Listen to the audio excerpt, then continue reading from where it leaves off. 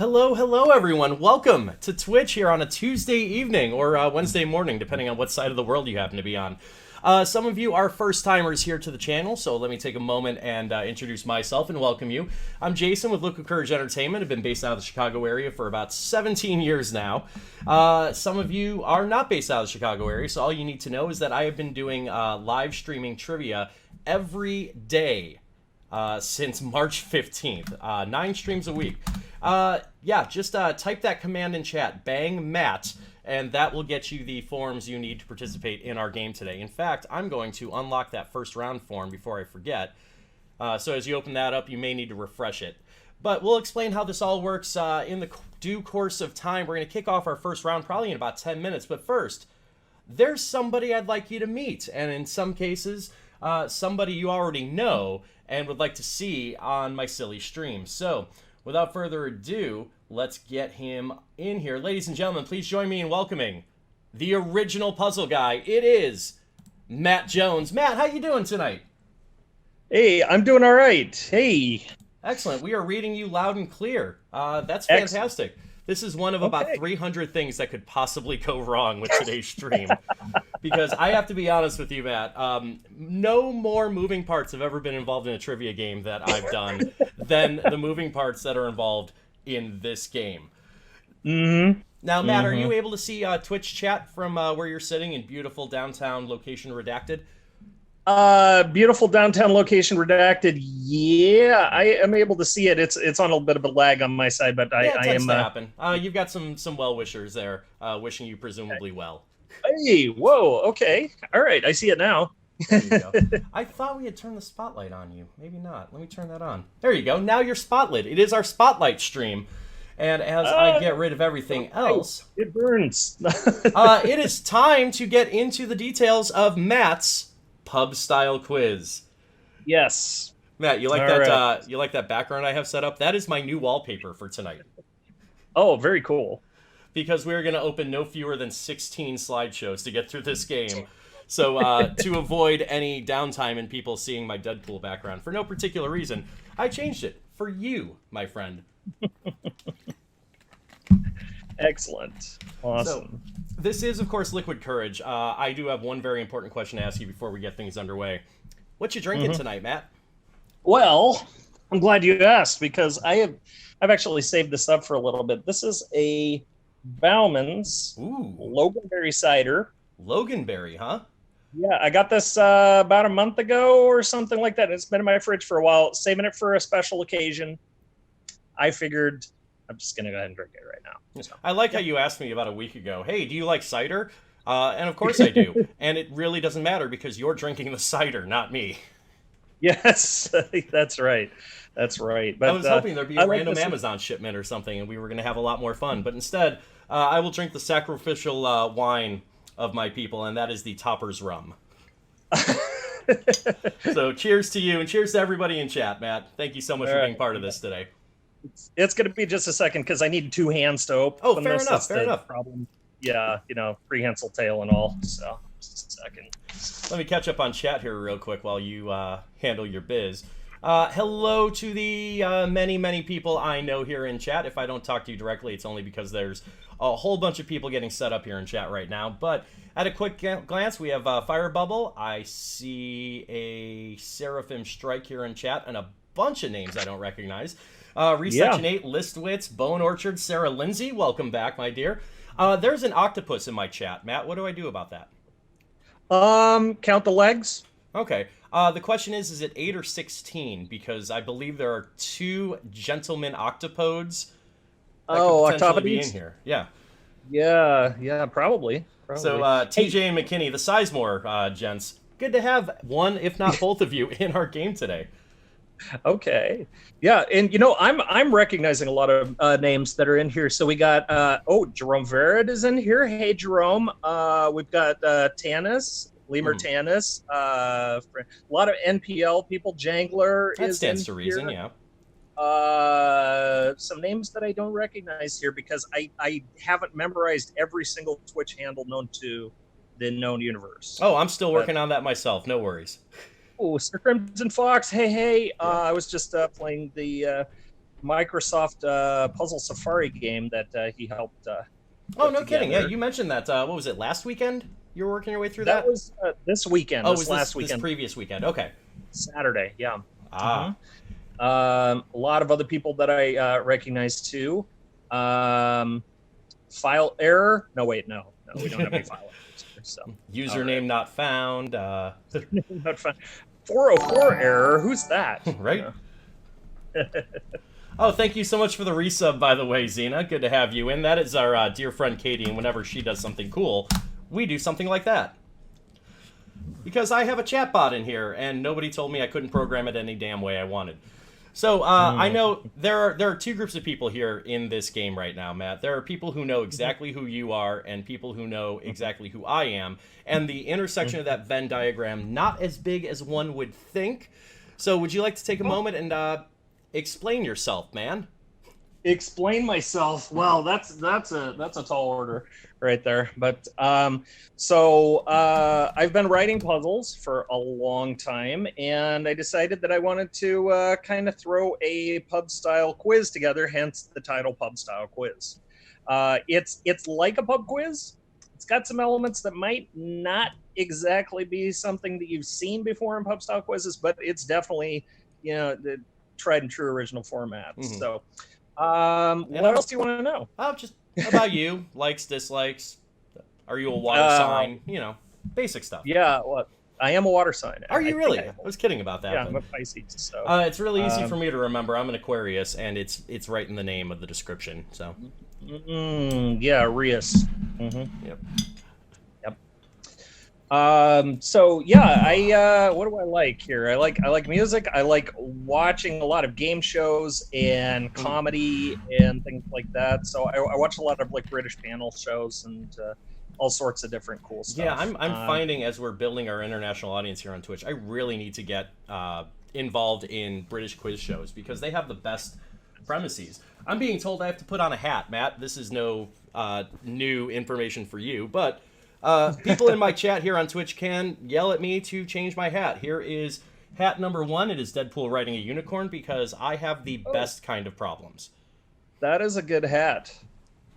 That is a really good hat. I love this one. Unfortunately, I hate a snapback style hat. I'm, a 40-year-old man, so I don't jive with the hip kids. So I always kind of baseball bend it. So I found out I only have like 2 hats around here. So if the time comes and I need to wear a hat and you need to pass one off to me, you can just hand it through the screen. And that's how that works, yeah. Joe Casta just popped in. Yes, this is not going to be using our TrivNow app. This has a lot of nuance to it as a game. So we've built a bespoke set of Google Forms and accompanying answer sheets to handle all the moving parts. The link is in chat. Just type the exclamation point in the word Matt. That, by the way, is Matt. And you should get the... That's Matt. Yeah. You should get the documents you need for that. So, Matt, I want to get started here in a couple minutes. Are you cool if I bring the intro up on screen? I am absolutely cool if you bring up the intro on the screen. In fact, I welcome you to bring the intro up on the screen so we can get some of the preliminary stuff out of the way. There you go. The fantastic thing is you can't tell I changed it because it's what my desktop was. But we can do that and set the ground rules up. And while I find cat ears because my life is weird, would you like to walk us through the basics that people need to know about your game? So, ground rule number 1, have fun. I mean, you wouldn't be here if you weren't having fun. I'm hoping you're going to have. Yeah, definitely. Round number 2, just some structural stuff. There are 8 rounds total. Round titles and subjects will be a surprise. So unlike some of the previous games that you've run in the past where they announce the titles of the rounds ahead of time so you get an idea, I'm not doing that. I'm not doing that. It is a complete surprise. There's reason it's a surprise. I'm being told I don't know what pink is, so bear with me a moment while you carry on. Pink? Oh, yeah, I'm colorblind, so when people ask for colors, it's never a great idea. Oh, that's okay. That's okay. We'll all help you out. Okay. So, yeah, 8 rounds total. Round titles and subjects are a surprise, but expect at least some standard formats from pub quizzes that you know and love. Rounds are also inspired by other sources. I'm going to get into that later because it wouldn't be much of a surprise if I told you what those sources are right up front. So I tried very hard in my promotional stuff today to not let any cats out of any bags, but it was close. I had one draft of a Facebook page that was going to drop some, not so much spoiler info, but info that they'll find out when they get there. Well, all right. So round number 3, each round will just be for points. I know that some of you like your pub quizzes with betting and wagers and points and doubling and all that stuff. We're not doing that tonight. The number of points will vary per round, however. So each one, we're basically playing 1 point per item unless we tell you otherwise. There's not going to be any half points. There's not going to be any, 1/3 of a point. We're not doing irrational numbers. It's all good. And there will be scoring and answer breaks along the way. So what are we agreeing on? Is it 1, 2, 3, and then 4, 5, 6, and then 7 and 8? Yep. Yeah, so that's how we're doing it. So we're going to do some breaks after round 3 and after round 6, and then to collectively get everything all taken care of. All right. Sounds good to me. My favorite rule number 4, don't be that person in the chat. I mean, just like when you go to your regular pub quiz and you hear somebody and they're like accidentally blurting out the answer in front of everybody else, or humming a tune in front of everybody else, or doing that. Your chat room is the same thing that's going on. Just don't be that person. You don't want to answer right or wrong or otherwise. Just keep it under wraps. Yeah, and just to take a moment and expand on that, since we have plenty of players here who I don't think have done a Twitch-based trivia experience before, you will be answering using Google Forms for each round. There is a document. The link has been posted in chat and can be posted again if you type !Matt.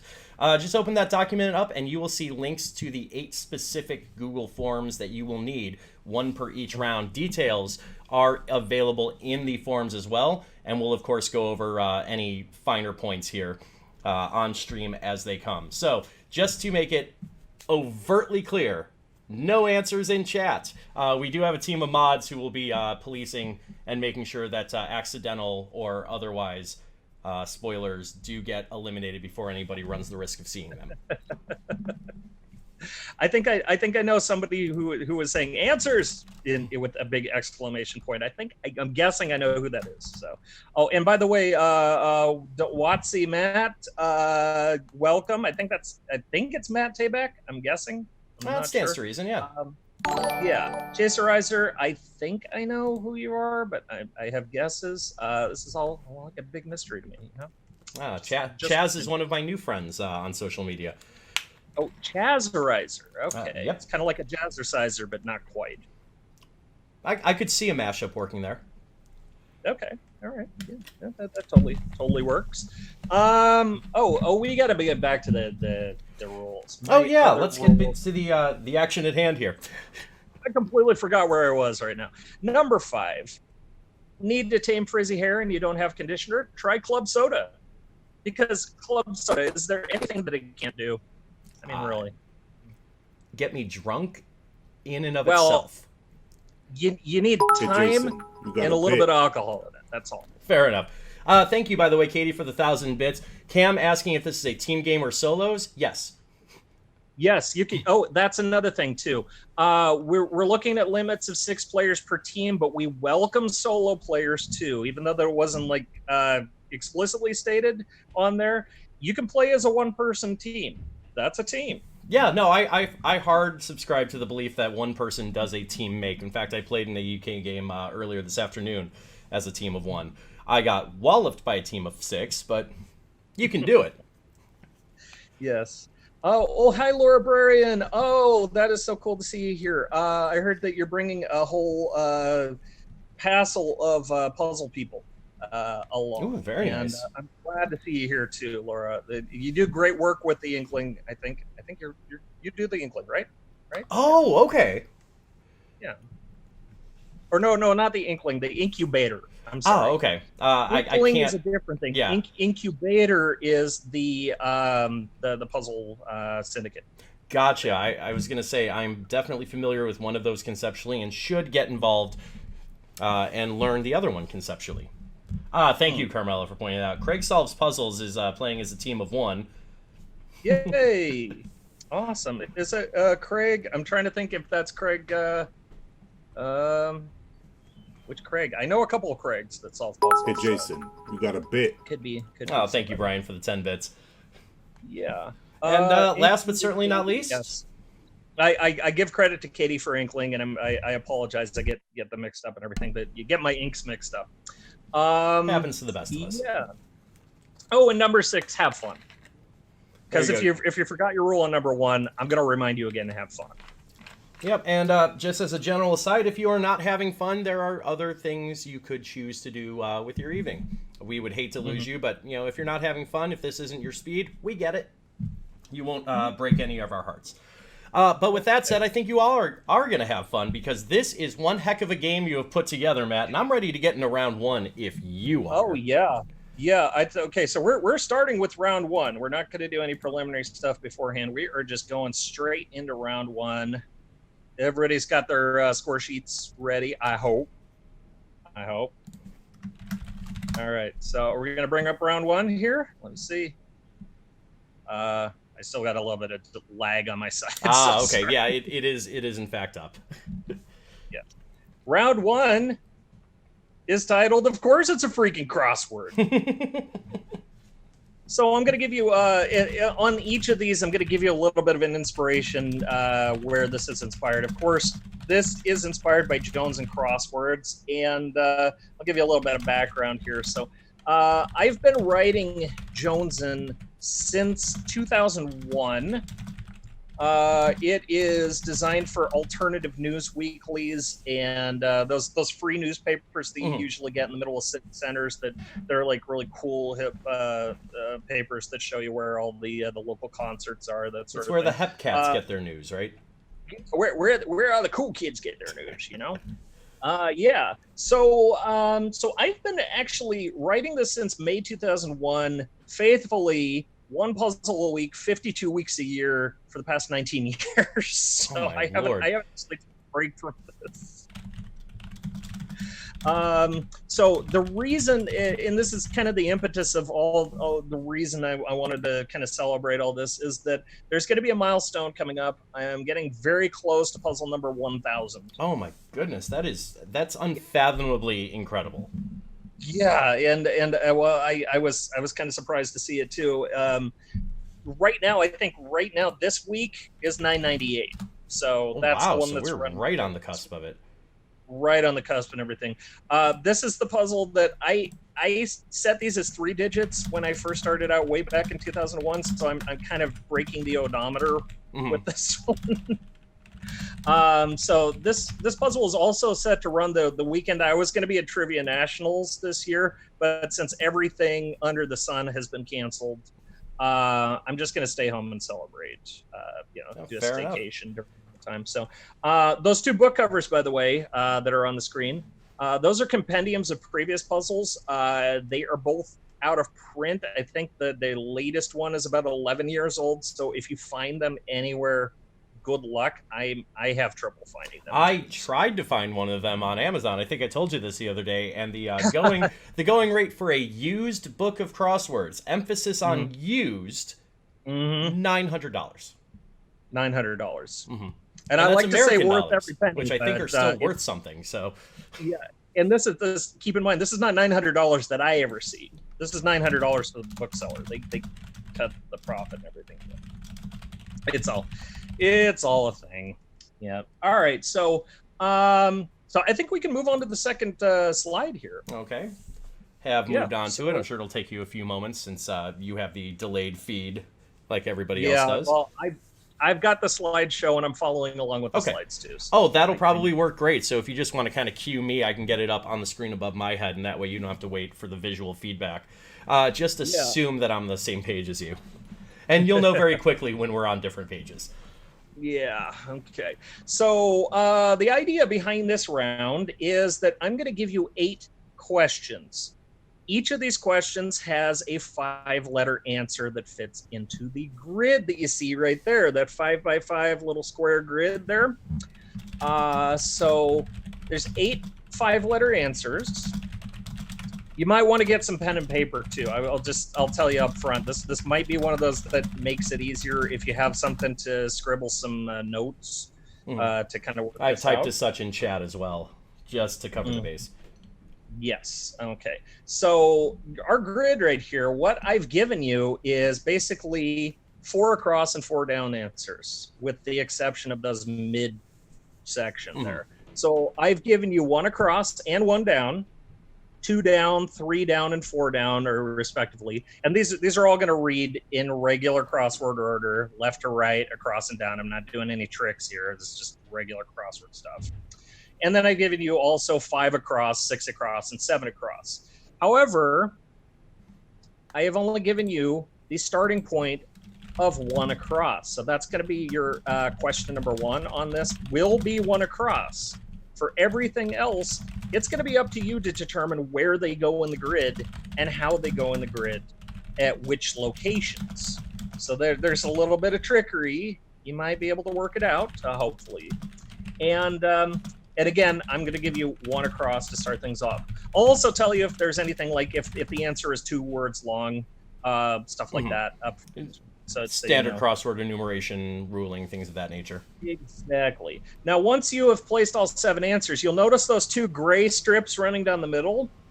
Once you start filling in words, those gray squares are going to start to be filled in.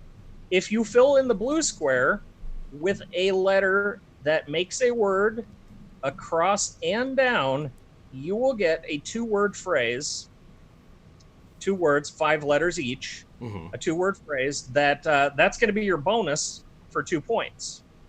And there will be a spot at the end of the form for you to fill that in once round 1 is said and done. Okay, so hopefully everybody kind of gets the idea here, and yeah, I think we're ready. I think we're ready too. Are you ready for question 1? This is the only one in the round where we will tell you explicitly where it goes in the grid to give you a bit of a starting point. Yeah. And here it is. All right. Here it is. Question number 1. Question number 1 is, this is your 1 across answer, by the way, just so you know. Fill in the blank for the following partial list. And that list is bishops 4, queens 2, blank 16. So once again, that would be ounces of milk stout in my favorite beer bottle, right? I see. That's not 5 letters. Okay, continue. Yeah. Well, no, somebody's going to put in chat it's a rebus puzzle, and you can put a bunch of letters in there. I'm not doing that either, by the way. These are all strict 5-letter answers. So again, fill in the blank with the following partial list: bishops 4, queens 2, blank 16. I'll give you some time to work that out. Yep, very important question in chat just came in. The way the form works with this is this question 1 where it should go in the spot for answer 1, and does that continue on as far as the form is concerned? And yes, that is the case. So the next question, regardless of where it goes in the grid, you will fill in the answer for points where it says answer 2, and so on down the line.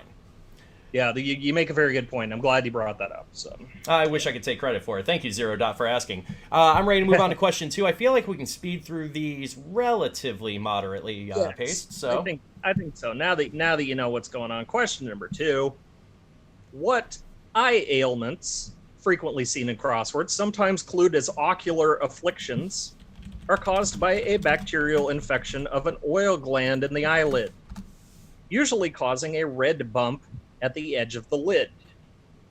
So again, what eye ailments, frequently seen in crosswords, sometimes clued as ocular afflictions, are caused by a bacterial infection of an oil gland in the eyelid, usually causing a red bump at the edge of the lid. I will tell you, spelling counts here.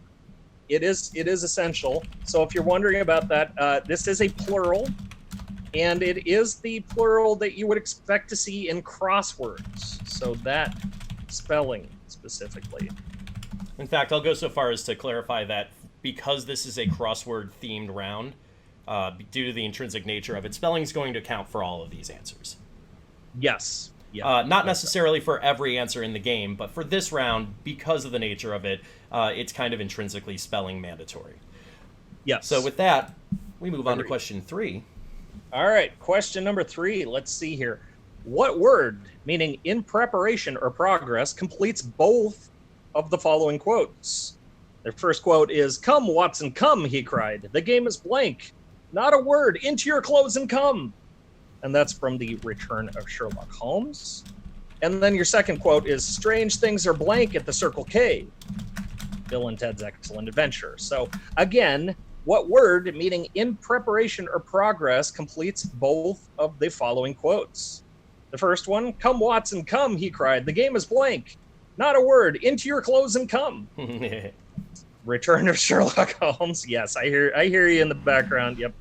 And "Strange things are blank at the Circle K," from Bill and Ted's Excellent Adventure. Which is actually one of my favorite quotes from that movie, full of excellent quotes. I love that one.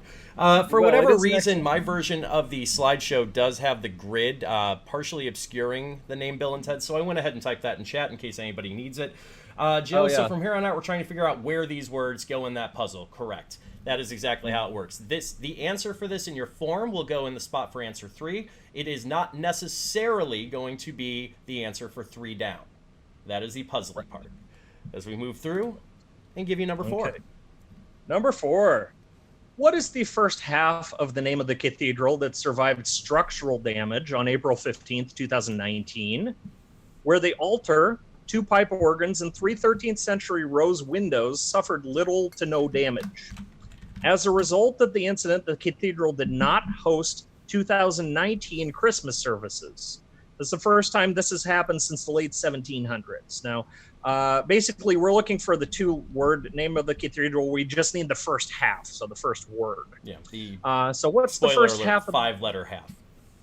Yeah, 5-letter half. I mean, we're dealing with 5 letters here. So what's the first half of the name of the cathedral that survived structural damage on April 15th, 2019, where the altar, 2 pipe organs, and 3 13th century rose windows suffered little to no damage?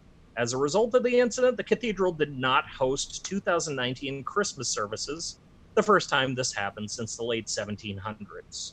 Which, yeah, just in and of itself, that is a hecking shame, for sure. Yeah, I guess we'll see what happens with 2020. That feels like the motto for 2020. Let's see what happens. Yeah. Let's cross our fingers and see what happens. Right. Yeah, question 5 coming through. All right, question 5. This one takes a little bit of explanation. In a standard Magic 8-ball, there are 20 possible answers. 50% of these answers can be categorized as synonymous with a specific word. 3 of these answers just mention that word somewhere in the answer, and a 4th answer is just that word specifically without anything else. So what we're looking for, what is the plural of that word? So again, in a standard Magic 8-ball, there are 20 possible answers. 50% of these answers, that's 10 out of the 20, can be categorized as synonymous with a specific word. 3 of these answers mention that word somewhere, and a 4th answer on the Magic 8-ball is just that word, singly.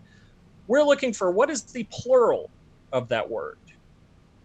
Yep, and I thrown a note in chat just to additionally clarify that, yes, it is the plural of the answer that we are looking for purposes of this puzzle and of this round. All right, so with that said, again, I feel like because of the nature of these... letters. Oh, and it has to be 5 letters. Yes. Because of the nature of these questions, I feel like we can move on to number 6 relatively soon here. So we might as well do that if you're good. I'm good. All right. So question number 6. Hey, Jason, what word fills in the blanks in the following titles?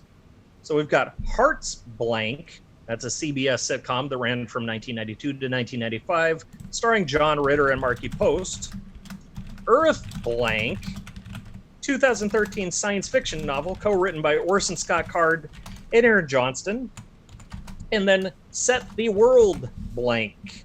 That's a 1988 Megadeth song that was the first song Dave Mustaine wrote after being let go from Metallica.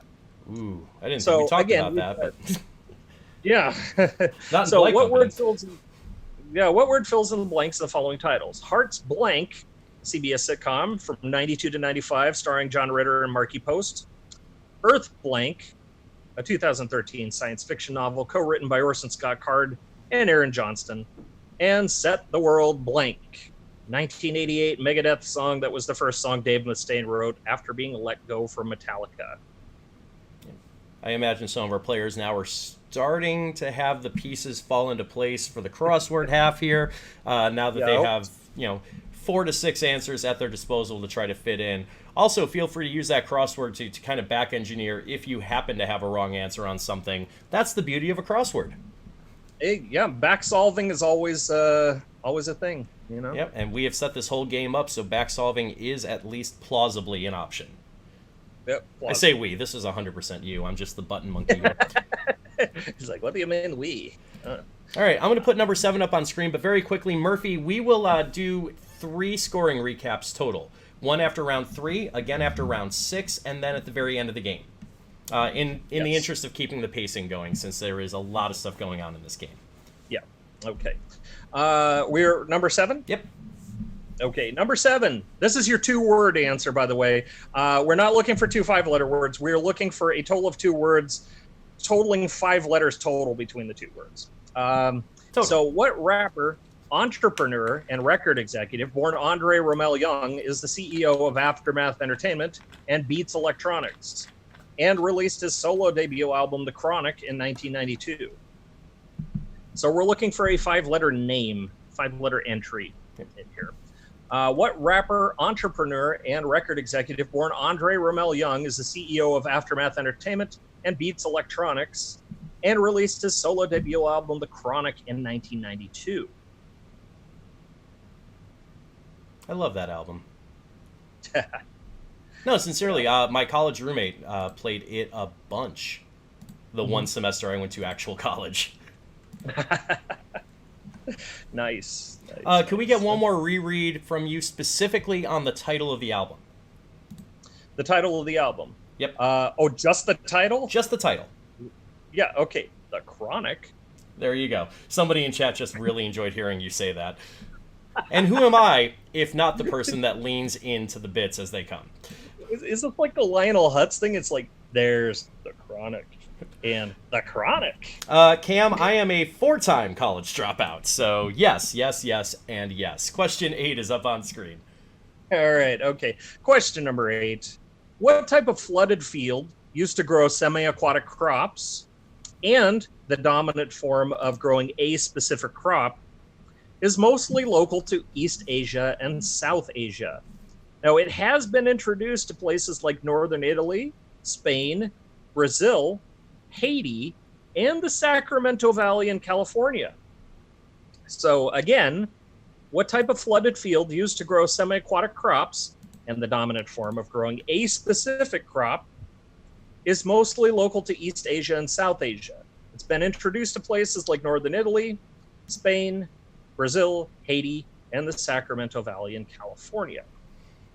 Matt, we have a question in chat asking if we can run through the questions very quickly one more time. Are you amenable to that?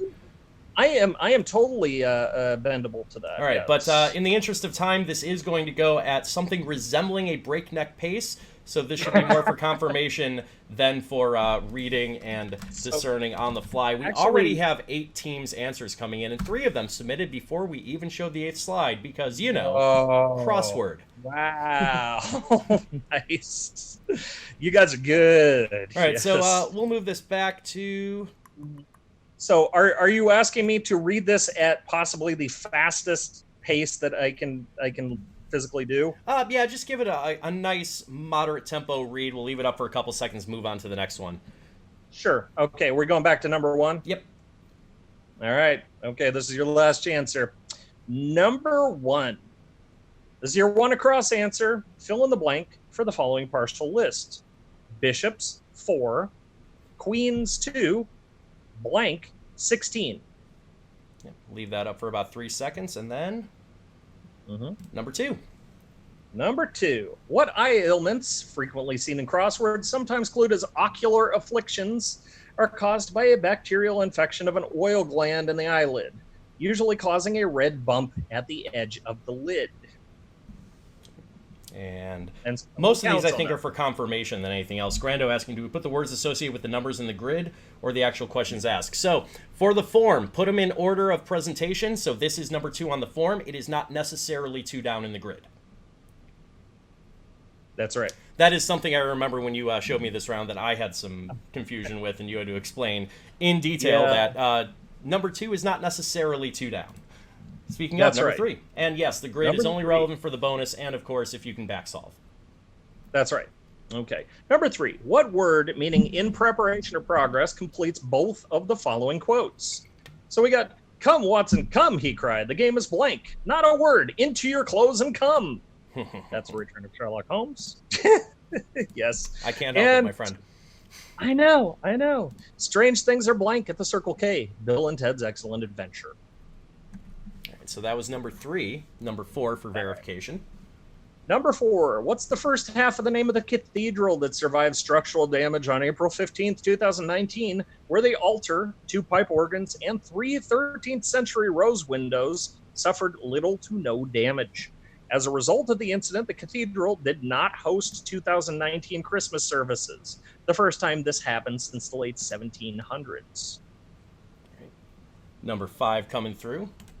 Number 5, in a standard Magic 8 Ball, there's 20 possible answers. 50% of these answers can be categorized as synonymous with a specific word. 3 of the answers mention that word somewhere in them, and a 4th answer is just that word. What we're looking for, what is the plural of that word? Here comes number 6. Number 6, what word fills in the blanks in the following titles? We've got Hearts Blank, CBS sitcom that ran from 92 to 95, starring John Ritter and Marky Post. Earth Blank, a 2013 science fiction novel co-written by Orson Scott Card and Aaron Johnston. And Set the World Blank, a 1988 Megadeth song that was the first song Dave Mustaine wrote after being let go from Metallica. All right, number 7, and a quick note from this judge on number 7. As a quiz host, I don't care if you put spaces and other symbols in your answer to make them factually correct. Obviously, you'll remove them for the grid purposes. So as long as you have the correct 5 letters in your answer in the correct order, you will get credit. Don't worry there. And it might be a lingo, too. I don't know. So. It might be. Probably not on this one, but, you know. No, it's not probably Scrabble sanctioned, but yes. 2 words. What rapper, entrepreneur, and record executive born Andre Rommel Young is the CEO of Aftermath Entertainment and Beats Electronics and released his solo debut album, The Chronic, in 1992? And number 8. And number 8. What type of flooded field used to grow semi-aquatic crops and the dominant form of growing a specific crop is mostly local to East Asia and South Asia? It has also been introduced to places like Northern Italy, Spain, Brazil, Haiti, and the Sacramento Valley in California. All right, so that is your recap. I believe there's one more slide on here, if memory serves. One more slide. It's just a reminder. Yep. This is your 2-point bonus. Once you have your answers, fit them into the grid. Complete the center square to make 2 words crossing in the middle to create a 2-word phrase. That phrase is your bonus answer. And it should, in case anybody's not super familiar with puzzly crosswords, should basically be the only letter that you can place in that central spot that would complete both of the grade words properly. You're right. If you try another letter, good luck. Yep. It's the only letter you have no other information on other than intuition. Right. So, but I trust your intuition. Yeah, so. I do too. We have 40 teams in today's game, Matt, at least that have submitted so far. Oh, that is awesome. That is so awesome. Yes, the answer to our first question is 1 across. The other 7 are up to you to find a way to put them in the grid for purposes of the bonus. Now, that said, please fill out the form in the order that we presented the questions. Does not, at a glance, seem to me that anybody has had a difficult time understanding that. So, we can leave this open since we're moving on to round 2, or I can close it. I say Hey, Jason. Yeah. you got a bit. Well, are we good with the people are okay? There's no stragglers or anything. Not to my knowledge. We do have 40 teams in. The most recent answer, actually, one just came in literally as I was saying that sentence. But people have been submitting answers for the last 8 minutes. So I figure we'll give it 30 seconds. Yeah, 30 seconds. And then I can close the form. I'll handle the grading while you move on to round 2. We will present answers after we go through the first 3 rounds. We will present scores at that time as well, in the interest of keeping the pace going, because there are 8 rounds to get through, and I do not want to keep you here forever and a day. So consider this your last call to submit. We're going to close this in about 10 seconds. And I am going to replace my headwear because my life is weird.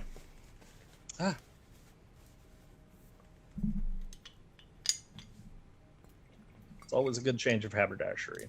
Absolutely. So time is up. If you get it in the next few seconds while I'm handling other business, I'll probably allow it. Otherwise, I think we're ready to move on to round 2. Are you? Yeah, I am. I'm ready. All right, let's do that. And let's bring up round 2. Yeah, this one works a little bit differently. This is going to be a lot of fun. Yes. Okay. This is the only round that's a little bit structurally different than any of the other ones. So you might be aware of this. This is called round 2, the really long question round. Now, this has been inspired by 2 things: various trivia venues and Learned League. And I'll get to that in just a moment. So really, what's going on here? Why really long questions? Well, it has been used in various formats, like in Quiz Bowl, where you get long answers, like one really long answer that gets increasingly easier as you go along, and it's like a buzz-in first type of thing. Game show Sale of the Century had a round like this at one point.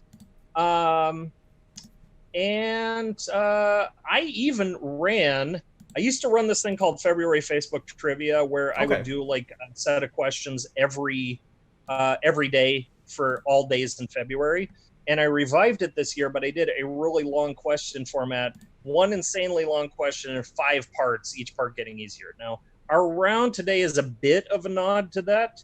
Now, you may have also played this type of round in whatever pub quiz that you go to. It probably goes by different names depending on what venue you're at. Now, the picture that we're looking at here, if you go back to the first slide here. Oh, sure. I'm sorry. The picture that you're looking at here is actually one of my favorite quiz venues, because I play a lot of local quizzes here in Portland. There's a lot to pick from. And, or there were at one time or another. You know how things are. I do. This picture is Eastburn in Portland, Oregon, and there's the basement tap room where they host the games. One of the longest-running local quizzes goes by the name of Shanrock's Triviology. They host here as well as other places, too. And this round is in honor of what they call the Walrus Round. They call it the Walrus Round. You may know it by other names, but we'll get into that in just a minute. So let's put up the slide here. Okay. So here's how it works. I'm going to give you 3 really long questions. Now, each question is split into 3 parts. The first part, let me bring this back up here. Yeah, each part getting progressively easier. The first part is going to be worth 3 points, second part worth 2 points, and the third part worth 1 point. Now, the sooner you put in a guess as to what your answer is, the more points you could potentially get. Now, you'll have your chance to answer after each segment or each part, but you'll only get 1 chance during the entire question to answer the question. So if you think you have a guess and you think you might be right and you want to risk it, you can go for the 3 points. Or you can wait and answer for 2 points, or wait again and answer for 1 point. So it's going to be in 3 segments that we'll do. I'm distilling this down into quick chat notes as you're explaining it in case somebody needs something to refer back to. Yeah. So you may have actually played this before. You might not have. So it might be new to you. That's okay. So the thing about this, and if we go to the next slide. Sure. There you go. However, if you jump in and answer the question and it's wrong, you get 0 points and do not get the opportunity to answer again until the next full question comes up.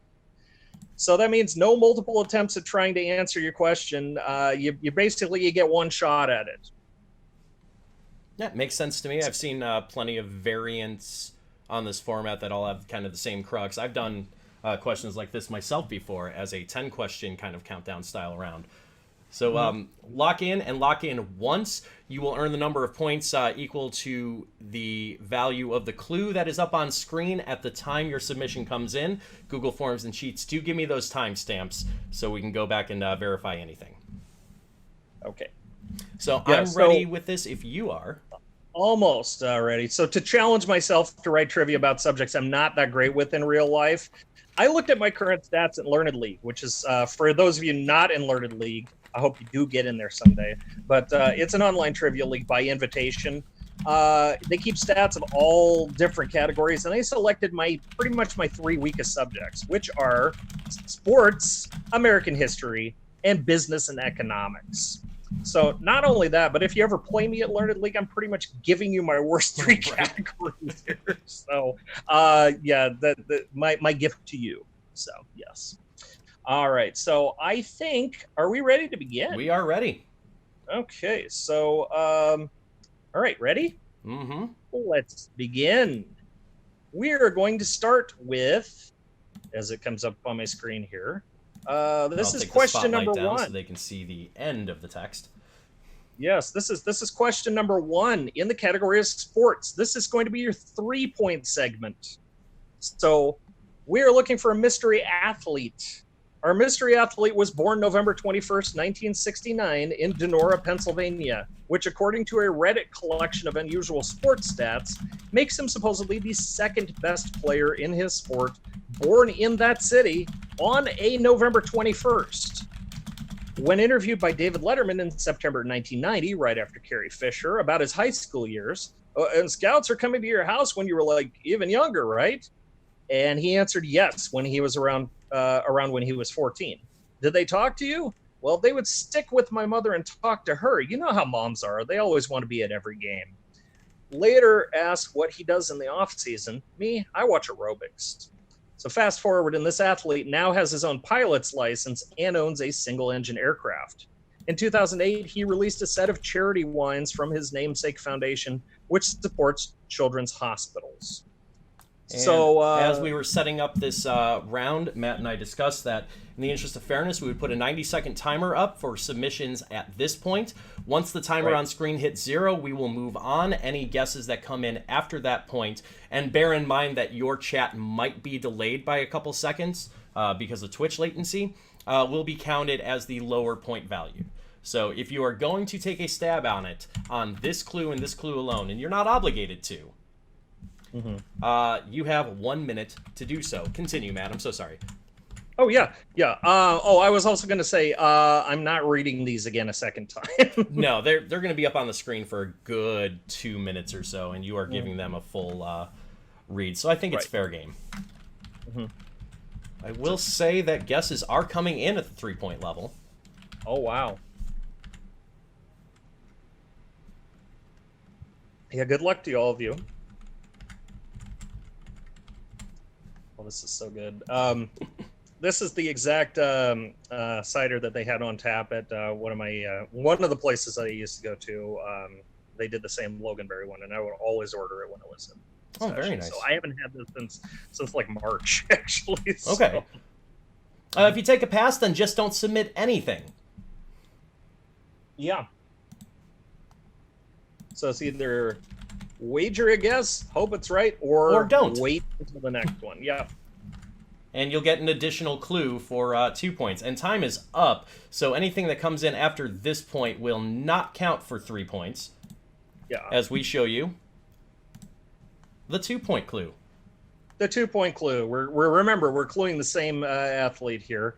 Oh goodness. Okay. 2 points. I got a lag on my side. Just a second. That's okay. Okay, so here we go. Our mystery athlete attended a Cincinnati high school, an all-male Catholic prep school, whose alumni included John Boehner and Barry Larkin. Both Larkin and our mystery athlete are in the same Hall of Fame.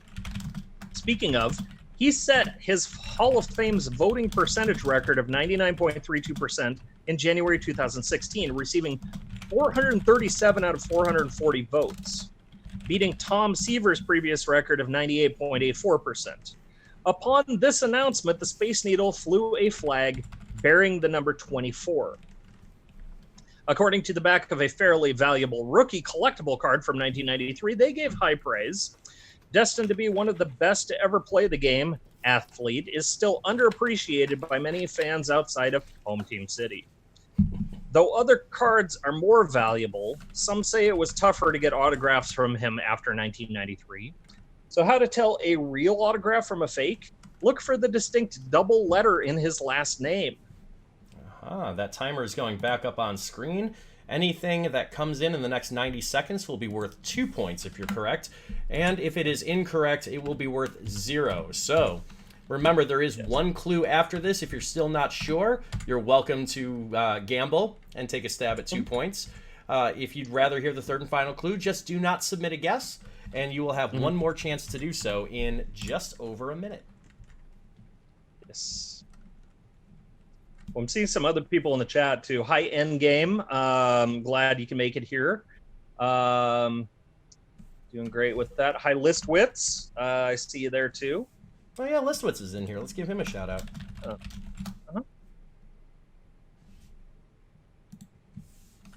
And how you doing, Fox News? Yes, Fox News is there too. I ran into Listwitz on a cryptic crossword solving channel too. So no it's kidding. kind of strange how we ran into each other as well. So yeah, it was Ryan and Brian, by the way, if you want to know Listwitz. So They do good work. Yeah. Oh, would that be? Are you referring to Quizzy Dan? Is that the Dan's Quiz channel you're referring to? Because I know a couple, and I just want to make sure I have the right thought in mind. I don't think it's Quiz Dan. I'm not sure. Okay. Yeah. Rev, so we're supposed to edit our response and remove. Yes, that's exactly how the form works. When we get to question 2, just edit your response and you'll put the answer guess for question 2 in. That way I didn't have to create 9 of these. Basically. Yes. So time is up. Anything that comes in from this point on will be worth 1 point if it is correct. And here is your final clue. All right, our final clue. This is question 1, sports, 1 point. Both the athlete and his dad played the most years of their respective MLB careers for the Cincinnati Reds. Though our mystery outfielder started and ended his MLB career playing for the Seattle Mariners. A gag from ESPN's Cheap Seats, hosted by the Sklar brothers, mentioned the father-son duo. Some sad news. Dad's 10-year-old son, Athlete Jr., tore his ACL during the father-son catch prior to the game. He has his own title video games, but have you seen the meme about the 1995 SNES game Fighting Baseball? You know, the one with the list of Japanese attempts at faking American-sounding player names by modifying real player names, like, for instance, Bobson Dugnut. So for a while, I thought that one fictional player on the list, Ray McSriff, was based on our mystery athlete. I found out he is not. And don't worry, in real life, he didn't get giganticism from drinking too much brain and nerve tonic, much like he did in the Simpsons episode Homer at the Bat. So that is your third and final clue. There is no longer a reason for you to abstain from guessing. You'll either get it for 1 point or you will get it for the same 0 points you would have gotten it if you guessed earlier. So we're going to move on and reveal the answer in about a minute 15. We do, for the record, have 44 answers in on this currently, Matt. Ooh, yeah. All right. It's almost like you brought a whole bunch of people to my house for a party, and I thank you for it greatly. You were so welcome. I'm glad I could do so. Yeah. I mean, I'm just sitting here drinking rum out of the bottle and wearing a pink fez, so... Well, you know... You're clearly the professional tonight. Well, I'm sitting here drinking cider out of a bottle, you know, as one does. As one is wont to do from time to time. As one wants to do, yes. There you go. About 35 seconds left before we close this out. We will reveal the answer as soon as this timer runs out, by the way. This is the only round where you will get instant gratification on the answers. Yes. Why? Because this round wasn't already unique enough, I suppose. But wait, there's more. 2 more questions coming in this round. Good news, round 3 is going to be relatively quick. Mm-hmm. Yep. We know it's going to be quick, so we're going to make it quick. All right, and time is officially up. Anything that comes in at this point will not be scored. As, Matt, if you're ready, I am. Shall we reveal the answer? Yes, let's reveal our answer in sports is Ken Griffey Jr. That is Ken Griffey Jr. right there. That is him playing on the left. That is him on the Homer in the bat at the bat episode on the right, drinking and the his. Simpsons memes are coming into chat now, accordingly. Oh, Sir Crimson Fox must be new to this channel because they said you guys are going to be drunk if you drink throughout this whole game. Must be new to me. Yes, maybe. I don't know. Cam so asking, didn't Mariano Rivera recently beat the Hall of Fame record with a 100% unanimous vote? I would have to look in particularly to see if there are like asterisky elements to that. Well, I don't remember offhand. you may be right. These are my weak categories. So if I screw up on something, just mea culpa, you know. Full disclosure, I didn't read the whole slide because I was grading answers. Yeah. Yeah, he said it in... Yeah, no, this is pinned down, okay. He said it in 2016, which beat the previous record. It does not explicitly say that that record still holds. Oh. So you're good. Good to know. As a professional pub quiz writer, you're pinned. You're good. Yes. Because All technically right. correct is the best correct. Question 2, or we're never getting out of here. I know. I'm going to move on here. Question number 2. We are moving on to American history for 3 points. Now, we are looking for a historical figure. This person was born in New York and grew up only speaking Dutch until around age 9. This fact is part of a debate about the most notable speech and the most popular account of that speech. They were born around the town of Esopus, which has had a number of famous residents, such as Colonel Oliver Hazard Payne, John Jacob Astor III, boxer Floyd Patterson, and actor Peter Dinklage. Born with a different name, our figure gave themselves the name we know them by when they were 46 years old. Part of the change was brought on as they began attending Millerite Adventist camp meetings following the belief that Jesus would appear that same year, bringing the end of the world. Now, our figure would later distance themselves from the Millerites when the second coming actually didn't arrive. There you go. And upon completion of that clue reading, 1.5 minutes starts now. This is your 3-point guess. Again, you're going to want to hit the edit your response link there on that form. That way it's going to bring you back in and just, honest to goodness, edit the answer you had for question 1 into what you want the answer to be for question 2. And I will handle that on my end. Okay. All right. This is actually weirdly similar from a technical standpoint, Matt, to how I run Lingo every Friday night here. You know, that was the first thing I was thinking of because the Lingo score sheets are exactly that, right? Yep. So Yeah. if inevitably you didn't do that thing that I said and that the forum said, because that happens, I will do my best to match up your points, but it will be time consuming. So please, if you could, that would be swell. Yeah. This is question 2's first clue for 3 points. Yes. So let me know, because I still have the lag. Let me know when you're moving on. Yes, it's still on the exact same form. Yep, there should be a button, or a link, I should say, after that previous submission that literally says edit your response. Tap that. It's going to take you back, and then you'll change the answer that you had in for the first question. We're recycling the form for this round. Yes. Time is up. If you have not gotten a submission in on this yet, it will not be worth 3 points. Mm-hmm. And this is still question number 2. We're at 3 points. And I'm just double checking to make sure I didn't miss any of the edited answers. I'm going to do a very smart thing here and delete that answer column so that I see new ones come in. Here is your 2-point clue. Yes, our 2-point clue for American history, a November 2014 Smithsonian article titled Meet the 100 Most Significant Americans of All Time was not a ranked list, but a group of categorical lists of notable people. Our person was not on the Rebels and Resistors list, but on the First Women list, alongside Jane Addams, Betty Davis, and Oprah Winfrey. In the children's book subtitled Step, Stomp, Stride, the authors wrote about her early childhood and name. Belle grew quickly. She was almost 6 feet tall while still a child. Along with her size 12 feet, she had hands like hams, and no one dared pick a bone with Belle. With her big-soled shoes, she could stomp the Beatles. Later in the book, and that's when Belle decided to run away. In search of freedom, Belle ran. She fled like tomorrow wasn't ever going to come. She covered some ground, child. She got gone. She refused to stop until she saw hope. All right, let's restart that 3-minute timer.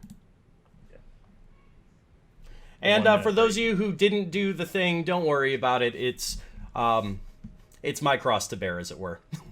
Okay. I thought that was round 1. Oh, that was terrible. Your pun is bad, and you should feel bad. But yet I feel great. Equal parts, pride and shame. You feel the pride, and I am ashamed for you. Shame and Freud, yep. Mm-hmm.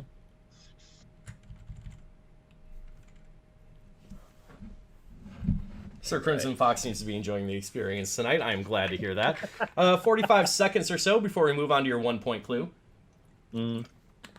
I am, for the record, trying to keep an eye on the time. I know we have a big game here. Sarah, your form says it can't respond. Then you might not have the right form. We are still on round 2.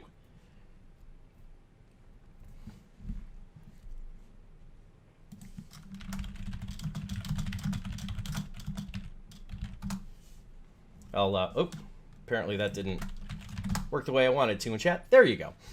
All right, as I fill in these guesses right, wrong, or otherwise.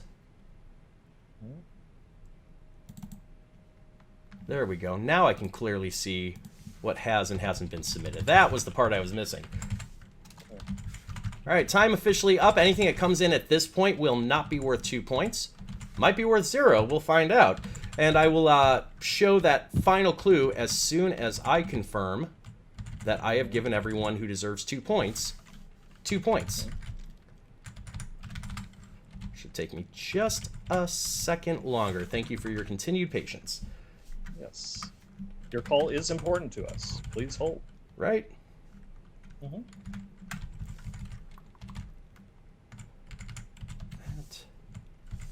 Clear that. Give that points.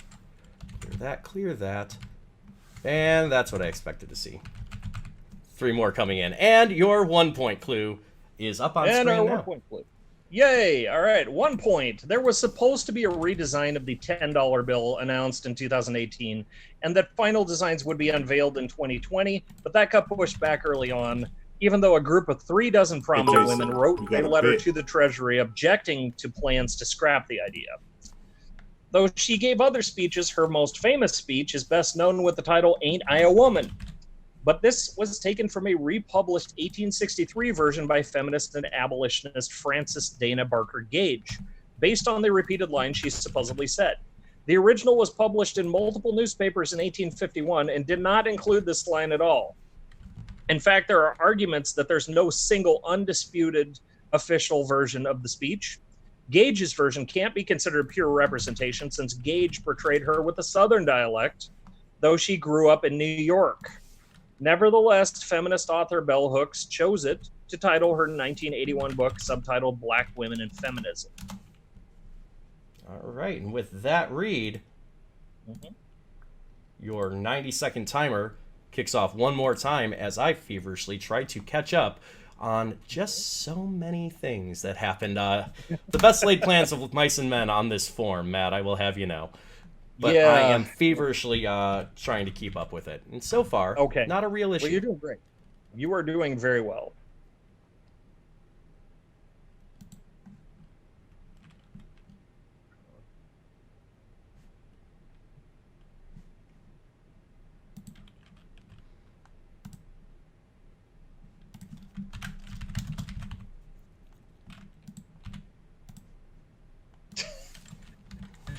I'm just reading some of the comments from Tanis.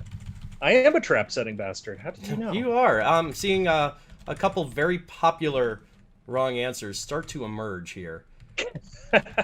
Yes. Popular that they are. Mm-hmm.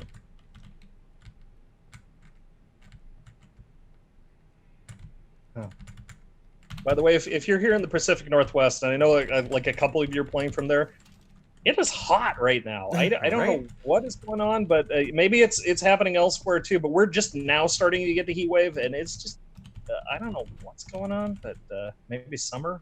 I don't know. Could be summer. I've done heard tales. Yeah. Okay. I will accept your answer in the form of a Canadian apology, apparently. I won't accept it for points, but I personally accept it. If you haven't hit submit by now, I am going to have to move on. I don't have an answer from a couple teams, just to let you know. Okay. That's okay. We understand. And our answer, are we to the next slide?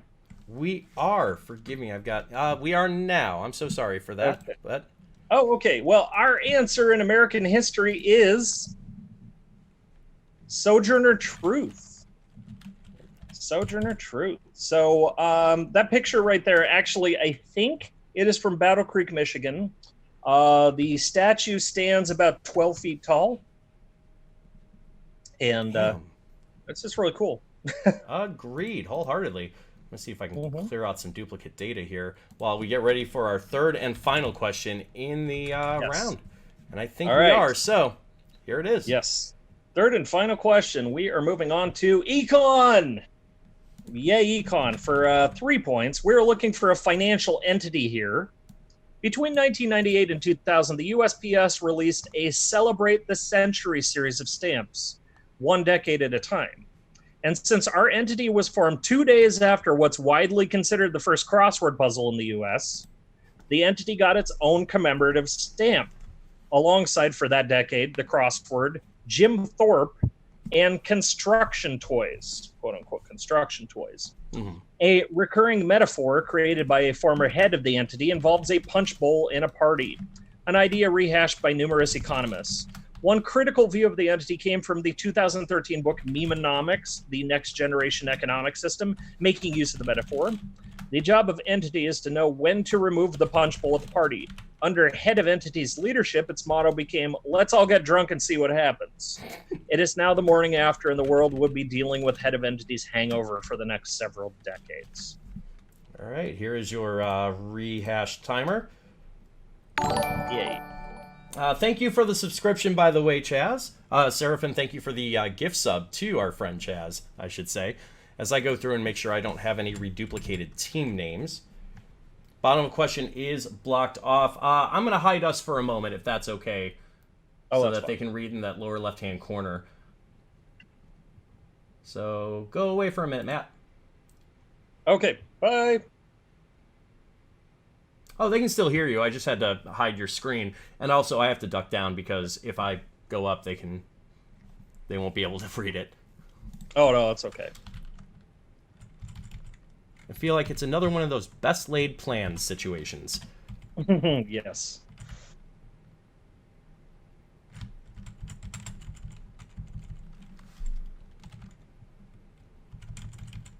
It's now in Visimat, Listwitz is saying. Okay. Yes, I will help you straighten your teeth. Katie, keep an eye if you would. Everybody else, about 25 seconds.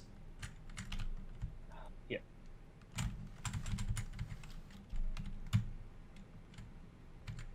Brian asking if by the word entity, do you mean event? And I don't think that's the case, but I won't speak for you on that. I do not mean event. I mean a financial entity.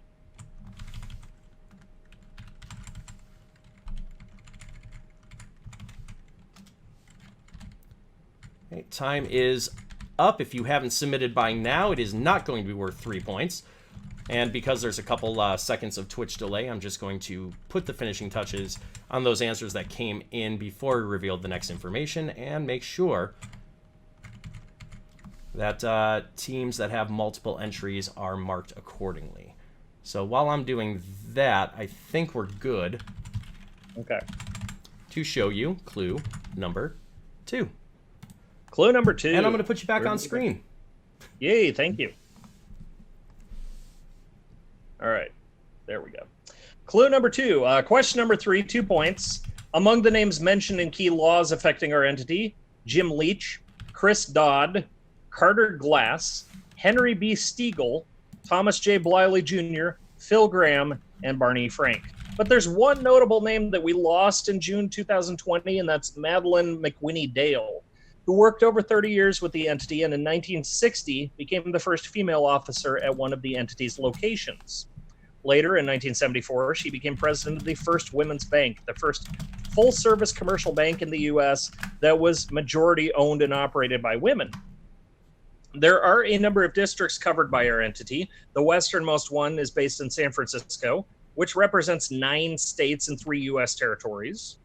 One district looks like it only covers 1 state, but it also covers 13 neighboring counties and 2 U.S. territories. And timer's back up. Forgive me, we had to deal with a slight chat situation. Not a big deal. Yeah. When you're in Twitch, sometimes robots like to talk to you. Oh. And, yeah, Rev redeemed the stay a while and listen response, unfortunately. Which this is the worst time to do that. Oh. You want me to do it? I mean, you could try. I mean, it's up to you, my friend. I mean, I'm learning from the master here, so, you know. Listwitz, I have responded to your whisper. I would not worry about that particular element of your answer being counted for or against you. Mm-hmm. Without going into more detail on that as I get into feverishly grading because answers are coming in. Oh, good. Furiously and fast-ish. Mm-hmm. Which would make that would be a great film franchise title, The Furiously and the Fast-ish. So it's like it should. I think that's going to be number 13 in the series, yeah. Yeah. They're running out of lexical ways to stick in that motif. Yes. All right. Seems a lot of people think, at the very least, that they have this for 2 points. We'll find out here in a couple minutes if they are right. Yes. Yes, that is Furiously and Fast-ish, Tokyo-ish drift-ish. Greater Metropolitan Japan drifting. And where are you on my screen? Time is officially up. So I'm doing the finishing touches on the grading for this clue. Okay, Xena Librarian is asking me, can we redeem for Kermit instead of what's-his-face from game? From Deckard Cain? Up to you. I'll allow it. Yeah, okay. Maybe not on this question, but... Maybe not on this question, but I will do a Kermit question later. There you go. All right, and there's one more team I just have to find here.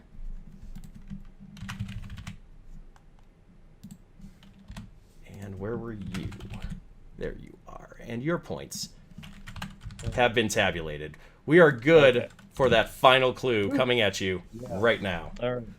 Redemptions will happen after this round, by the way, for those of you redeeming them, in the interest of time and focus. Yes. Okay. Question number 3, 1 point left. This is it. So the YouTube series Econ Movies by quote-unquote Mr. Clifford tries to explain our financial entity and its central concepts using the movie Despicable Me. We see a few shots of Gru borrowing money from a large bank. Mr. Clifford then asks, but who controls the money supply? He later explains contractionary monetary policy used to decrease money supply, raise interest rates, and slow down the entire economy to fight inflation. It's like Entity's private shrink ray. Cut to a shot of a minion getting zapped with the shrink ray. Yeah, it's a bit of a stretch. Sticking with movies, in one of the most notable movie connections, 1995's Die Hard with a Vengeance, the plot centers around a German terrorist trying to rob one of our entity's regional banks in New York City. Previous chairs of our financial entity include Paul Volcker, Ben Bernanke, Janet Yellen, and Alan Greenspan. And let's get that last timer up. This will be the last time I believe we will utilize the timer in today's game. And just some gaps to fill here. Still some teams jumping those guesses in. And for those of you who have submitted multiple forms, I am rectifying that data now, so you're all good. Whew. Agreed, my friend. Agreed. So just so you're aware, we'll do a little insider talk here. It looks like 1, 2, 3, 4, 5. I expect to see maybe 6 more answers come in. Stymie, you have sent a whisper. I'm going to take a look at that right now.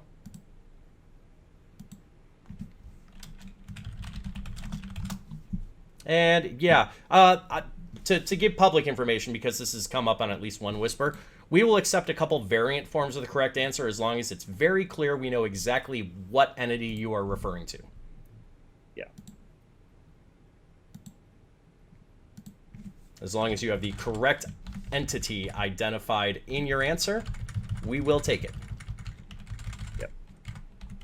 And I believe your answer slide here in a moment is going to show that as well.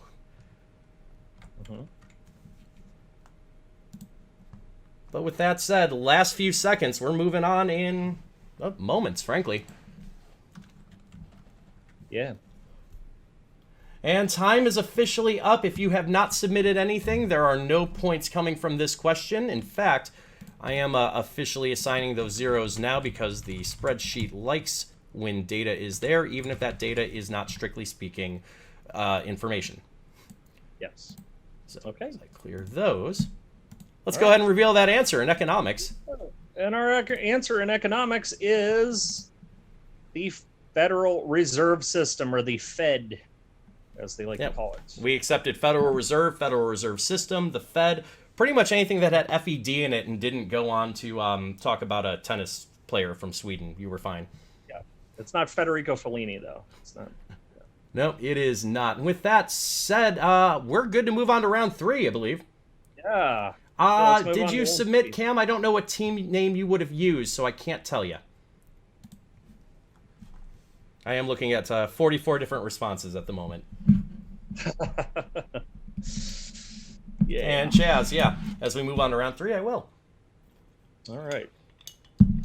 I'm loading up round 3 right now, but I think I can handle that too on my side. So can we start round 3? We can at least put the intro up. Yeah, let's put the intro up. Okay, so round 3 is our audio round. You know, the usual audio round that you get at your favorite pub quizzes. It's in whisper like form. Oh, okay. Sorry about that. Okay. So for the audio round, you will be getting 9 songs. 1 point for the title, 1 point for the artist. Now, some audio rounds do this, that there's an extra theme. I got one. And this is a theme hidden within the titles. This may be phonetically. Now, some places I know that they like to hide the clues within the name of the artist and or the name of the title. I'm just sticking with the title purely for aesthetics right now. And there's going to be 2 bonus points if you can tell me there is a TV show being hinted at in the theme.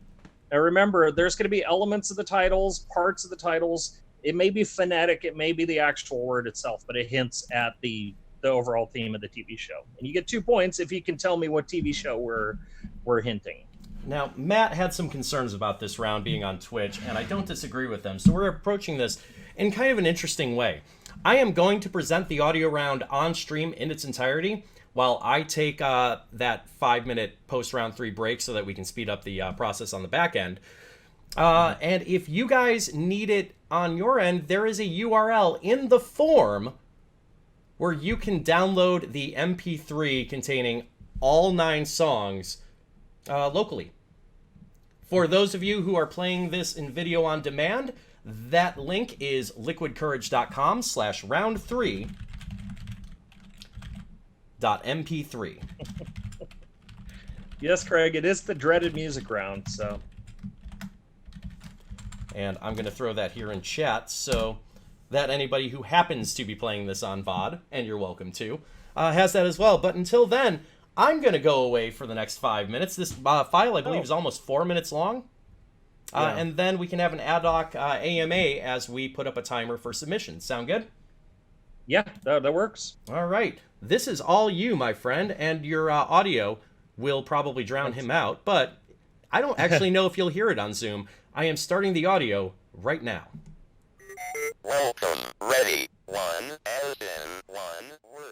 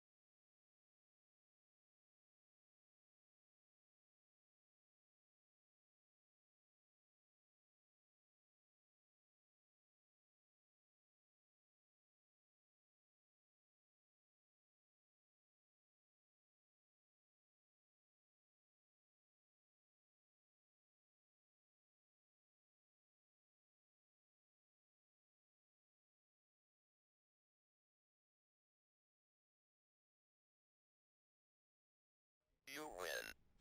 Be healthy. Wash.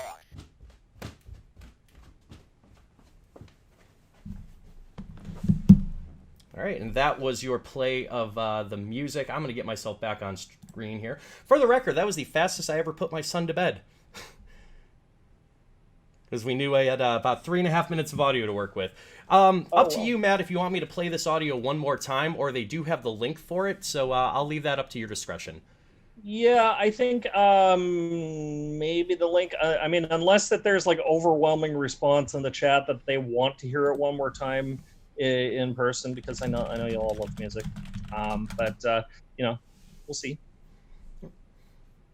Okay, I've gotten at least one. Yeah. Oh, we wouldn't have started the timer regardless. But yeah, I can play them through one more time. So Matt, enjoy, like Depeche Mode says, the silence. Okay. Welcome. Ready. One, as in one word.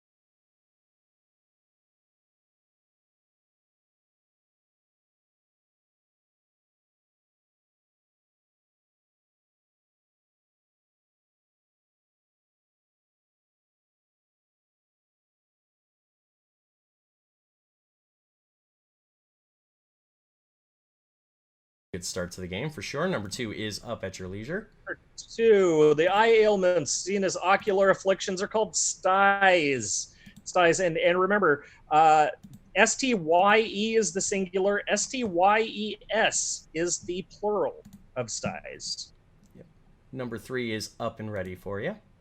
All right, what word in preparation or progress? That is a foot. That's going to be a foot. The letter A there was relevant. And Yes. there's at least one other where we did require the correct spelling for sure on that to differentiate it. Mm-hmm. Number 4. Yes. Number 4, the first half of the name of the cathedral, that is Notre, as in the Notre Dame Cathedral. What a grand dame it was. Oh, yeah. Still there. Still there. Well, yeah, that's fair. All right, number 5. Number 5, the standard Magic 8 Ball, 20 possible answers, 50% of it's yeses. Yep. Y-E-S-E-S is surprisingly what the plural of yes is. I always thought it was double reduplicated on the S, but apparently not. You can do both, but Oh, okay. only one of them is 5 Only letters one. long. Yeah, only one of them fits this grid and this round. Number 6. Number 6, the word that fills in the blanks, that is a fire. So it's a fire, earth the fire, set the world the fire. Number 7. Number 7, the rapper, entrepreneur, and solo debut album, The Chronic, in 1992, is Dr. Dre. And number 8. And number 8, the flooded field, semi-aquatic crops, that is a patty. And yes, surprisingly, they have patties in Sacramento Valley. Surprisingly enough. And if you put those together in the crossword in the intended way, the only way that works with all the correct answers, what do you end up with, Matt? You get dirty words, because of course it's a freaking crossword. You're going to get some dirty words. There we go. During that, I was able to grade 3 of the 9 songs. So let's go ahead and get those answers up for the audio round, the one you just did, and the one that's burning a hole in your brains. The audio round, yes. Okay, so let me bring up the answers here. So our audio round answers, we're going to see some of the titles here coming up on my screen in just a second. So we're starting with number 1. The group was XTC, and the song is The Ballad of Peter Pumpkinhead. One of the better XTC songs, I think. But the XTC does, like, every song they do is excellent. Right. Number 2, this one is a bit trickier. This is Andy Gibb specifically. We will not accept the Bee Gees. This is one of his solo songs, one of his more famous solo songs, and that is Shadow Dancing.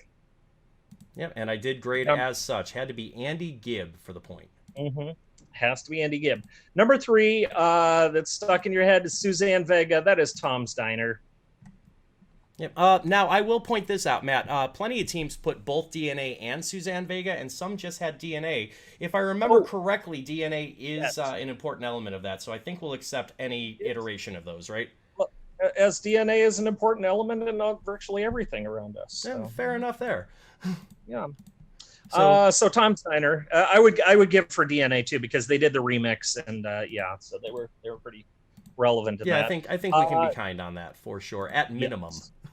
Yes. Number 4, that song is Making Whoopee. That is Ray Charles's version of Making Whoopee. Yep. A lot of different guesses on the artist there, but most people seem to have gotten the title. Yes, I hope so. Number 5, that is Jennifer Lopez, Jenny from the Block. Yep, that one played pretty well. Yeah. Number 6 is our old favorite DMX. That is X Gonna Give It To Ya. Yeah, I'm a bit of a fan of that song. Some of you here, friends of the channel, know that. Number 7, I think this is probably going to stump the most people, but if you are a Pat Metheny group fan like I am, you will know that song is First Circle.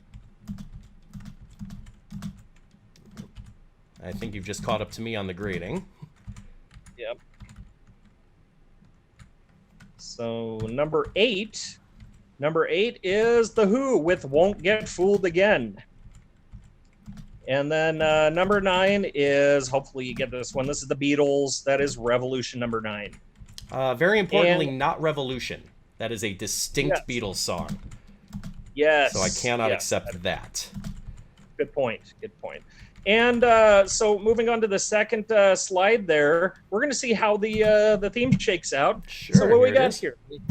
We've got Peter, Shadow, Tom, Whoopi, Block, X, Circle, Fool, and 9. And what do these all have in common? Well, they all clue the Hollywood squares. Indeed, they do. They do. The explanation: Peter Marshall was the first host. Shadow Stevens was the announcer and the former center square of the John Davidson version. Tom and Whoopi, that's Tom Bergeron and Whoopi Goldberg from the new version. Block, they always say, I'll take whatever celebrity to block. X and Circle are what they call X and O on the show. Won't get fooled again. If you want a nice YouTube video, go check out Gilbert Gottfried's "You Fool" episode. Of the you made me watch that. It's so delightful. It is so good. It's so good. It's worth a look. And then 9, because just like Hollywood squares, there are a total of 9 squares. I am in the process of applying those points. We should have a scoring update in just a few moments, if you guys bear with me, and then we'll power through rounds 4, 5, and 6, which I assure you will go quicker. Yes. Okay. And or our final slide right there. Oh, sure. Because remember, you got the slide up. Yep, it is up. I'm sorry. Yeah. It's like, hey, Bert, who's gonna give it to you, Bert? Well, I don't know, Ernie. Who's gonna give it to you? X is gonna give it to you, Bert. It was in that moment that we remembered that Matt Jones is our special guest host today. I just wanted to do that. I felt like doing that, but yes. No shame in that. No shame in anything, because that's what I do not do is shame. So. Almost done with the grading on round 3. Just another one I want to double check, because you should have gotten partial credit, my friend. So, I was remiss when I didn't put in Paul Lind. I really wanted to, but I'm limited as to the identifiers. I really, really wanted Paul Lind in there. Yes. All right, so I think it's time to at least vocally reveal scores. This will be vocal, because there's so much going on right now. It will not be on screen, I regret to inform you. And also, I have some reduplication stuff that I'm trying to work on. So if I say your team name twice, go with the higher number. In 60-something place, I'm having some reduplicated teams. Murphy Bax with 3 points. Sarah Lindsay with 5 points. Super Bacon. Looks like you have 7, unless I have a team variant, and I do. I'm going to figure that out on the back end. You got a bit. Don't yell at me about a wrong score until you hear all the scores. Better Off Zed with 10. Cole Trickles Pickles at 14. Worms Are Not Insects with 14. Cole Trickles Pickles with 14, as I said. Harridan Fellows at 15. Listwitz and Team Brian with 17. Craig Solves Puzzles with 18. Stitching Away and Fox with 19. Super Bacon, you actually have 20. Something in round 2 basically meant that you're being scored in 2 different places. Super Bacon with 27. We'll get the final score sorted out, but just roll with me for now. Endgame and Beep Boop showing at 20. Red Genuine and Gear Goddles, showing at 22. Oh Crap Crew Masked Puzzlers, Squeaky Bum Time, and Joe Casta showing at 23. Castro Knots at 24. Crimson Fox at 25. Xena Librarian with 26, along with Tinky and Her Brain, and the Gentleman Octopus. El Guapo also at 26 as we move into the top half here. This is Anus showing at 27. Tamariz and the One Lone Goat also showing at 27, along with Chelsea Evening. Team Jangler, I've got you at 28. Team Coast to Coast, I have you at 30, along with It's a Von Trap. Bloodbath and Beyond with 30 as well. Sleepy Sheep showing 31, along with Cylon and Garfunkel. Chalexis also at 31. What Happens in Vegas ends up in Twitch chat is at 33. Resection 8 is at 34. O'Brien's Where Art Thou? And Happy Birthday Alex and Alex's Mom are at 35, along with Great Minds Drink Alike. And Tulips on the Organ is our second place team at the turn. Super Karate Monkey Death Car is leading at 39. Oh, lovely. Oh, you guys are doing so good. By the way, shout out to Anus. That is my local Geeks Who Drink team that we've met for years and years, and I'm so glad that you guys showed up too. So. Aha, let's move into round 4. Again, keeping an eye on the time. This one should go relatively quickly, and why is that, Matt? Yeah, this is called Question Writer's Day Off. Oh, I just love this one. This is inspired by a show called Richard Osman's House of Games.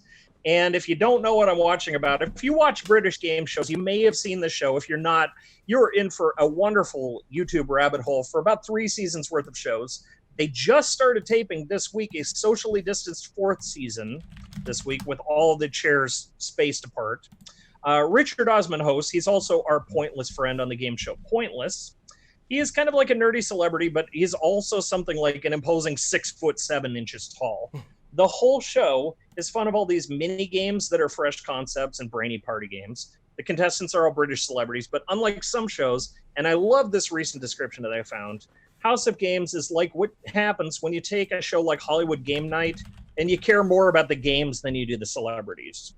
Just to interrupt you real quick, Cold Trickles Pickles, I show you at 24 points officially. You're on multiple lines for Google Sheets reasons, but as I manually update you, you are at 24 points. All right. Okay, so here we have Question Writer's Day Off, which is one of my favorite rounds ever on any game show ever that I've ever seen, because I have never seen anybody attempt anything like this before, but it's such a cool idea. The premise is that they always say, well, our question writers took the day off, so instead they got their kids to write the questions for them, and that is exactly what I have here if you go to the next slide.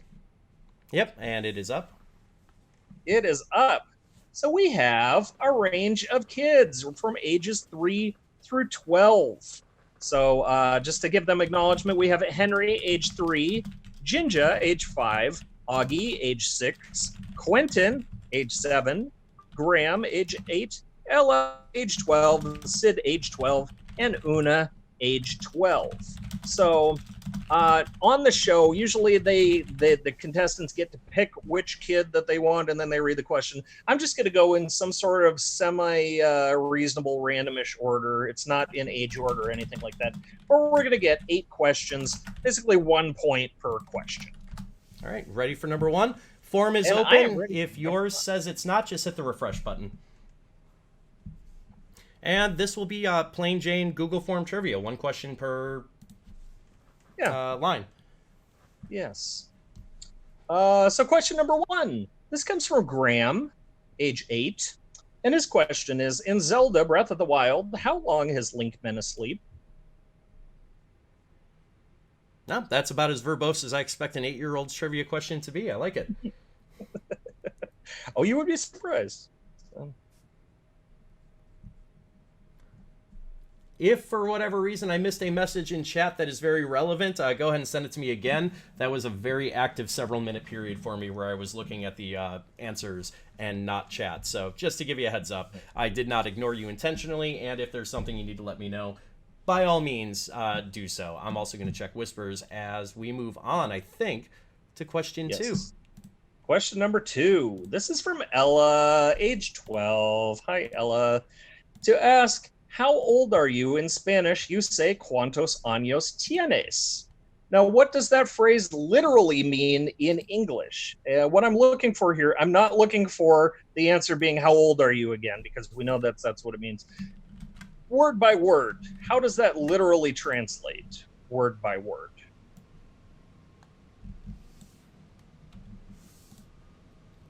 I'm going to try manually changing some team names here in this ad hoc form that I built for that weird old round 2 and see if that fixed the leaderboard. Okay.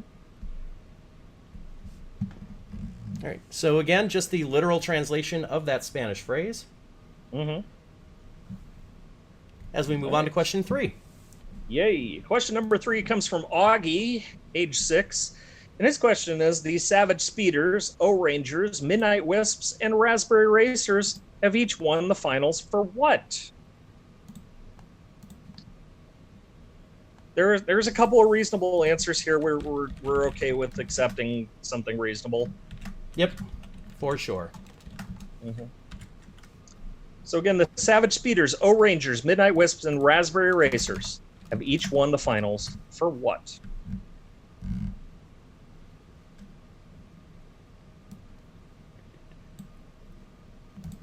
I think this might solve our scoreboard problem. Mm-hmm. Or it won't, for reasons. Question 4. All right, question number 4. Let's move on. This is from Una, age 12. And her question is, where was the exact island in the Caribbean that Alexander Hamilton was born? So keep in mind, we are not looking for a nation. We are looking for the exact name of the island specifically.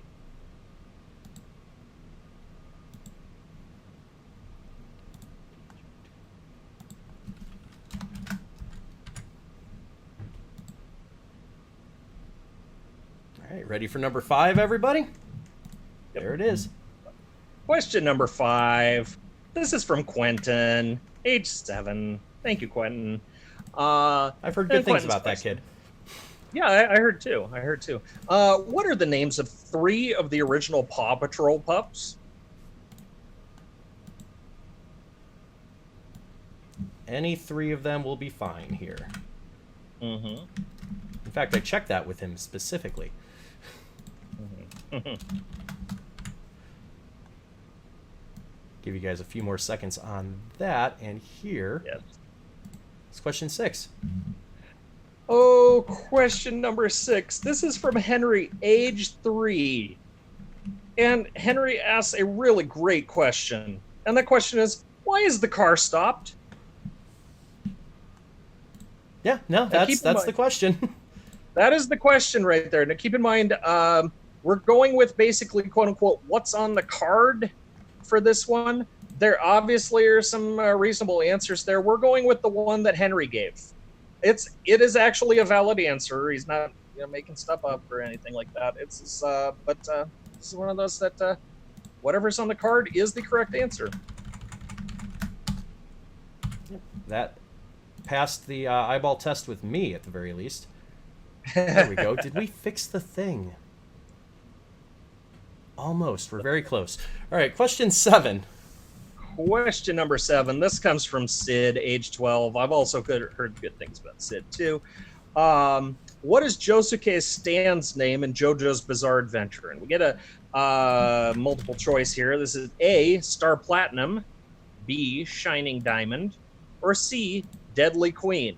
Now, I know that there's like real ultra fans possibly in here that are saying, well, that's not the name. This is the name in official English releases. Sid did not know that. I actually had to let him know that there's different names in the Japanese version, the original one. But this is the English version. So That works for me. yeah. And lastly, question number 8 comes from Jinja, and they've been doing this thing. So the question is, what is this state? And you see the picture there. So it's supposed to resemble an outline of a U.S. state. You just tell me what state it is. Jinja's been doing a lot of these really cool state outline things that they end up finding from just random things like clouds, pieces of bread, things like that. And it's like, this looks like a state. I'm going to take a picture of it. So this is one of these pictures. Kind of a bit of gravel there. Or pavement, I would say. we'll leave that up for about 30 seconds. Mm-hmm.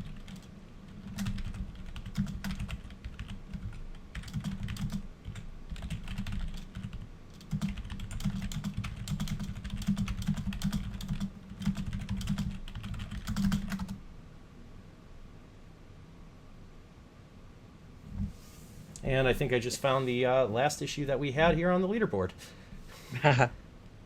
Well, excellent. So glad I've been doing Paw Patrol trivia research right now.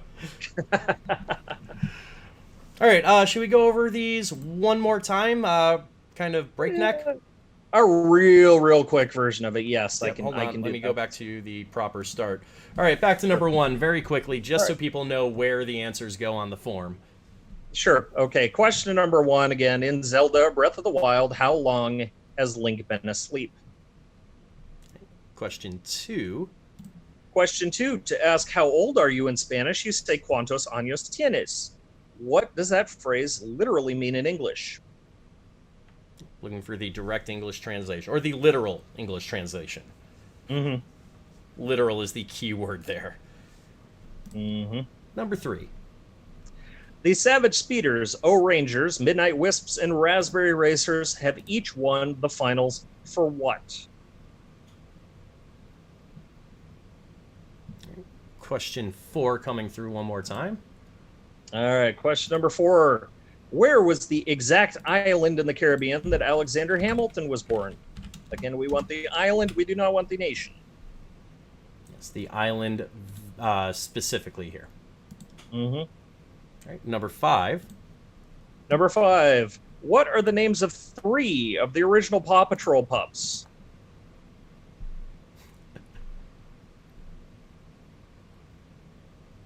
All right, number six. Number six.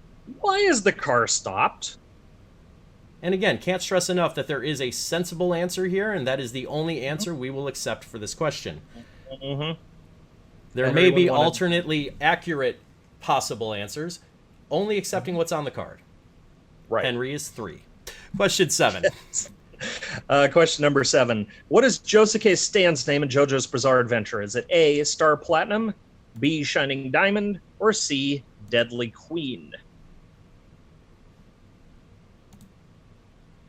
And lastly, Number 8. eight. What is the state? Can we give you the vague outline of a state? What is the state? We'll put about a minute or two on this Sure. for you guys to finalize your submissions. And then we're going to run right into round 5, try to make up some of Yes. this lost time. So we'll call it yeah. we'll call it a minute and a half. Okay. Is there a post slide after this, or should it just live on question 8 for the next 90 seconds? No, there's not a post slide. Okay, it'll live on the picture, which is a good place for it to live. Yeah. And did I get it? Did I finally get it? Did I solve all the issues on the leaderboard? I pretty much did. Oh, good. They want to see 7 one more time. I can do that. Go for it.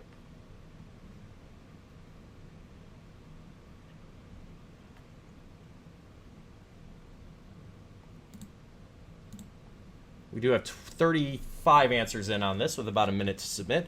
So there is your peek again at question 7. Yep. I'm going to put it back to question 8 because that's where it's going to live for the next 45 seconds. Listwood says, I'm still going to hunt Matt down for beating me to implementing this category. Fair enough. And good news, Matt, it should be smooth sailing from here. They want to know how the cider is in chat. Sir Crimson Fox is asking. I assume terrible. Oh, it is excellent. It is, if you need a good picture of it here, it is Bauman's cider out of Canby, Oregon, is the Loganberry cider. They have a bunch of them. I went and looked, and they have one that is like a Moscow Mule type one, Ooh. where it's got ginger in it and I lime. do love a good mule. And it's a cider. So, you know. All right, time has officially elapsed on round 4, the question writer's day off. We'll give about 15 seconds of grace. If you hear my voice now, you should be hitting the submit button. Hey, Jason, you got a bit. Glassman, thank you for the 100 bits. I also have to thank Cam for the 100 bits and Xena for 500 bits a little bit ago. I lost those in the shuffle. A lot of moving parts on my end. Thank you so much for that, though. If you haven't hit submit by now, literally press the button right this second, because I'm closing the form in 5, 4, 3, 2, 1. And if you are not in now, I will not accept your forms as we move on to round Moving right 5. along. Yay, round 5. We got the picture up? We do right now. Took a second. All right, round 5. I have to do the voice. Round 5 is called "Where's Your God Now?" And moving to the next slide. This round is inspired by Games Magazine. So little bit of an intro. Since I was a puzzle fan early on, I started out as a fan of Games Magazine since I was about age 10. So this magazine was huge in my formative years. And some of you might not be familiar with it because it kind of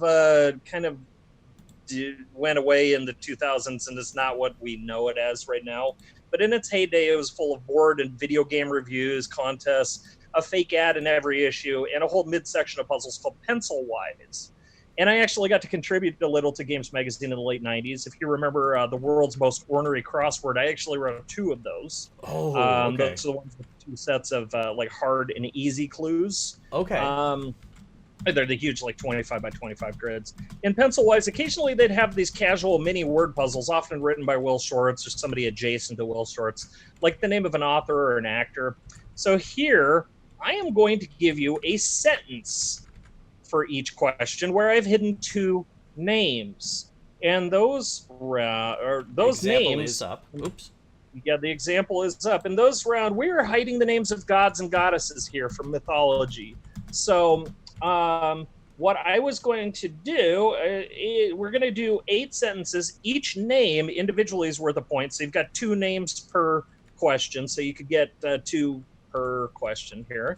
I will give you the mythology's origin. Like in the example, we have Greek. I will tell you whether it's gods, goddesses, or both, and in that specific order, and the letter lengths of each name in that specific order. So for instance, the first name will always be earlier in the sentence than the second name. For instance, we're gonna look at this sentence right here. Taking a poll of the best quizzers online will not faze us. So in this sentence, we're hiding 2 gods. The first one 6 letters long. The second one 4 letters long. They're both Greek gods.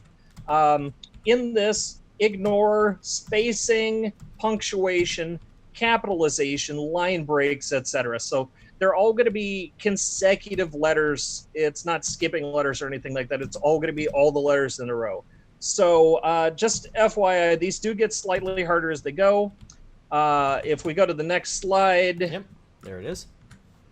Their answer for the example is Apollo and Zeus. For example, taking a poll of, there's your Apollo right there, the best quizzers online will not faze us. And there's your Zeus right there in phase us. So, again, 1 point per god or goddess. There's 2 per question, total of possible 16 points here. And they do get slightly harder as they go. But remember, if you don't know, give your best guess anyways, because I'm pretty much giving you the answers because they're right in front of you. Mm-hmm. Yes. Right, ready to get through it? I am ready to get through it. Let's move on. Number 1 is up on screen. We'll leave these each up for about 1 minute, I think. Yeah, I think that's fair. So you get a good eyeball of what's happening here. Number 1 is Greek. We're looking for 2 goddesses. The first one, 7 letters long. The second, 9 letters long. And your sentence, Rod Stewart's garage chose to monitor the smart emissions data from his vehicles. Because when you graph Rod, it eventually displays trends. They do not have to be in order on the answer form, but they are enumerated in order, and they will be shown in the sentence in the order of enumeration. So we will accept if you reverse the order that they present, as long as you have both answers correct. That said, if you can put them in the right order, cool. Saves me a lot of clicking. Yes, and it saves a lot of headache for everybody. So this slide will be up for about 20 more seconds. So again, Rod Stewart's garage chose to monitor the smart emissions data from his vehicles. Because when you graph Rod, it eventually displays trends.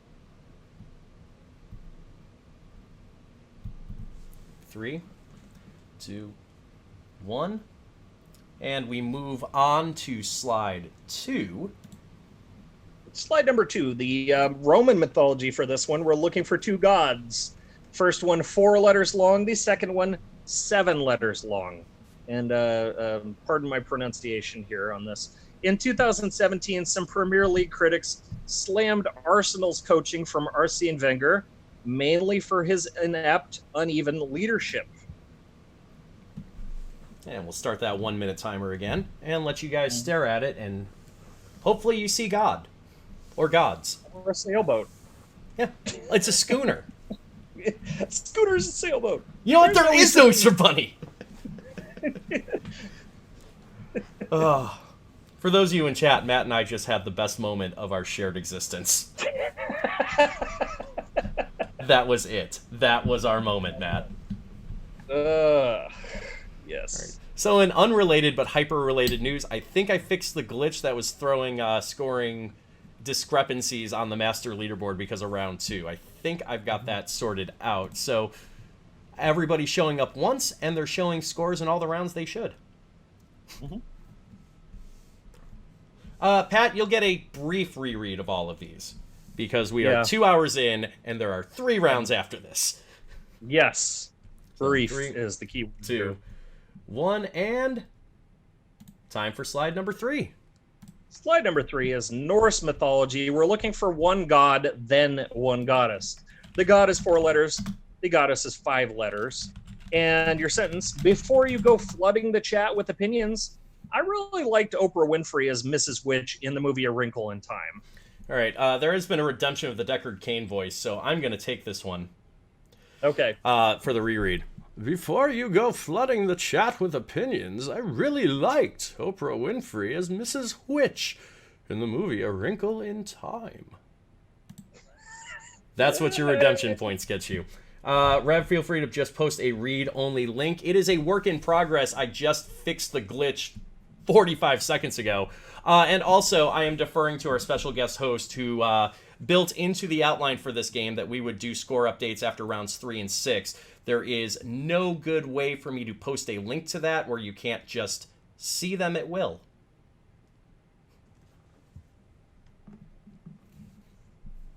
So I will do a read as indicated after round 6. Now, that said, if Matt, the guest host, decides that that's probably a better logistical move, I am happy to do so. Oh, that's fine. Oh, okay. Well, you guys want a damn leaderboard? I'll give you a damn leaderboard. That's fine. Let's see. Change that to view only.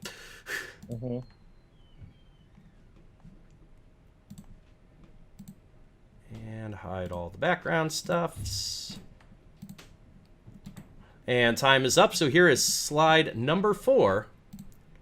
Slide number 4 is the Aztec mythology. One god and one goddess. They're both 8 letters long. God first, goddess second. And the sentence, Pharmacist Faux Pas 101. Never mix coat lengths on alternating days. And keep track of each anticoagulant so you don't mix them up either. Oh, you really shouldn't do that. Mm-mm. Nope. All right, there's another minute for you. And you know, I think somebody pointed out that if we didn't hear Kermit's voice at some point today, that they didn't understand what was going on. So do you want to give that a Kermit reread for me? I will give it a Kermit reread just to appease y'all, you know. Okay, so Aztec, one god and one goddess, both a length of 8. Pharmacist Faux Pas 101, never mix coat lengths on alternating days. And keep track of each anticoagulant so you don't mix them up either. Yay! Nailed it. Is that good enough for you, Xena? All right. I think it was Jeremy, actually. There were a couple people. Is that good enough for you, Jeremy? Many people are now confirming that that was good enough. So to answer a question that came in chat, there are no other audio rounds, but there is at least one upcoming question where there is an audio component. Yes. Without getting too much into detail. Mm-hmm. All right, timer has ticked down for slide number 4. Let's move Pantheon, shall we?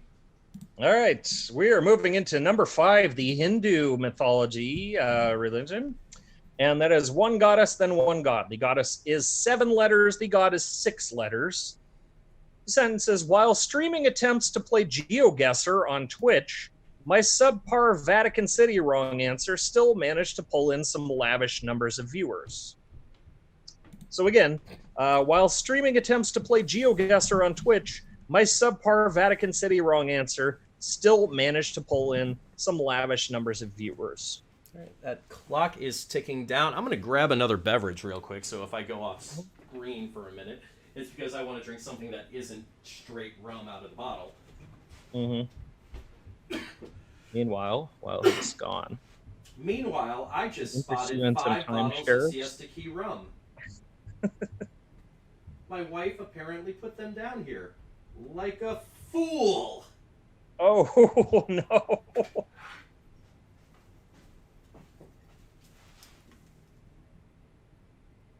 Like a fool she is. Oh. It's the coffee rum. That's why she put it down here. Damn her!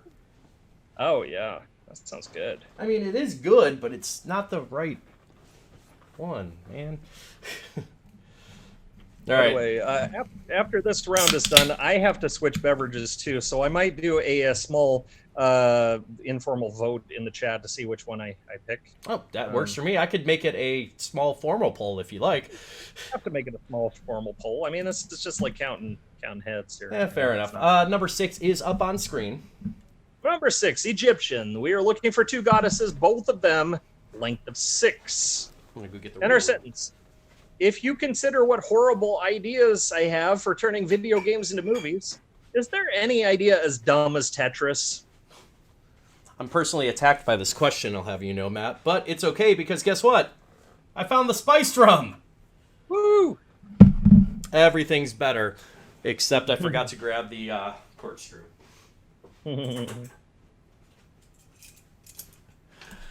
Oof. So I ask you, specifically, Matt, Yes. where's your god now? In a closet locked away somewhere. That tracks. I should probably start the timer, huh? Yeah. Thought I had. Well, you know what? As these get harder, enjoy your bonus time. All right. And I assure you, they do progressively get harder. Yes. But we only got 2 left, so I mean, it's not going to get that progressively harder. I mean, unless it does, you know. I mean, it is a binary possibility space, for sure. Sure. Yeah.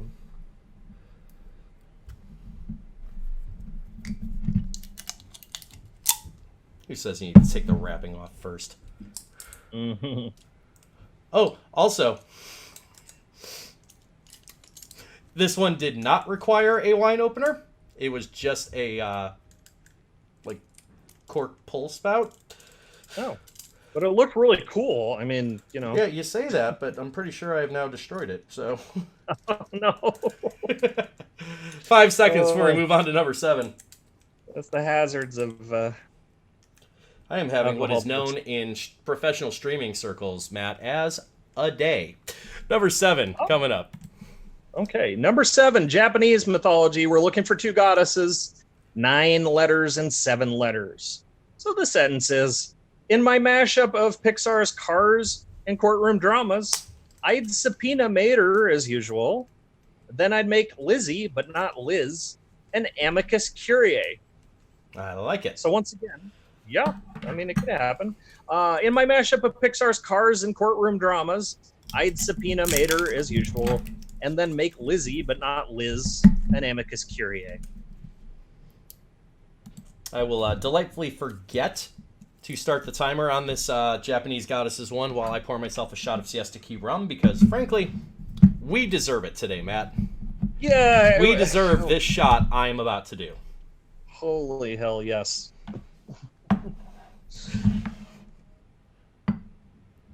So you guys are getting the grace of my alcoholism as an extra timer. Enjoy that. Mm-hmm. And there's your timer. Okay.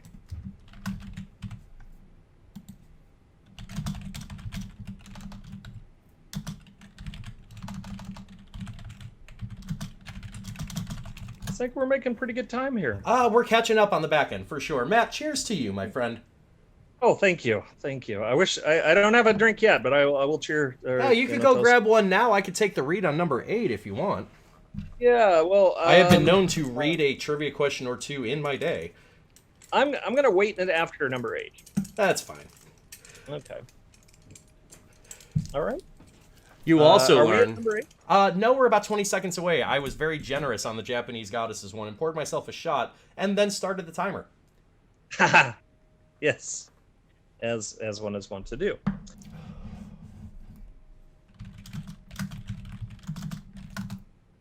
That's so good. Uh, That's dangerously good. oh. And number 8 finally coming through. All right, number 8. These are our favorite Sumerian gods. We're looking for 2 gods, length of 5 and 4. So the sentence is, if I had to celebrate the birthday of Queen Liliuokalani with a feast, I'm guessing chicken Kiev is not the first dish I'd serve. So once again, if I had to celebrate the birthday of Queen Liliuokalani with a feast, I am guessing chicken Kiev is not the first dish I would serve. All right, your 1-minute timer starts now. We will show these without commentary one more time each for probably about 15 seconds. So catch them if you can on the replay. Yeah. And while I'm doing that, you can grab yourself another cider, Matt. Oh, okay. Votes in the chat. I have 3 different ones here. I have a pineapple passion fruit run from Schilling. I have bourbon barrel peach from Titan Cider Works out of Yakima, Washington, and then I have Avid watermelon raspberry. So if you want to vote in the chat, my vote is for the watermelon raspberry. That sounds delightful. Watermelon raspberry. That's the other big bottle that I have. The others are like little mini cans right now. So yeah, it's gonna be a good night tonight. Bourbon barrel peach is leading the straw poll, though. Okay, it is a good one. It is a very good one. Bourbon barrel peach is exactly what it says. It's got a little bit of a snap to it.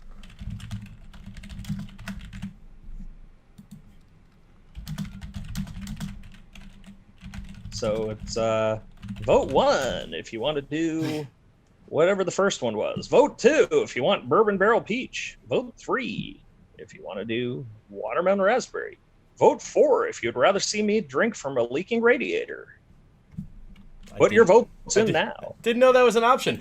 So very quickly, we're going to put these slides up one more time for about 15 seconds each.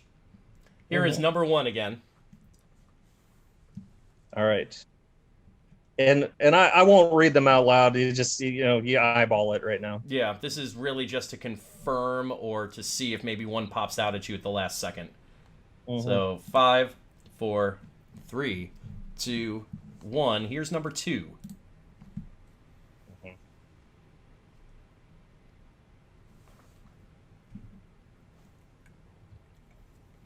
Answers are starting to come in.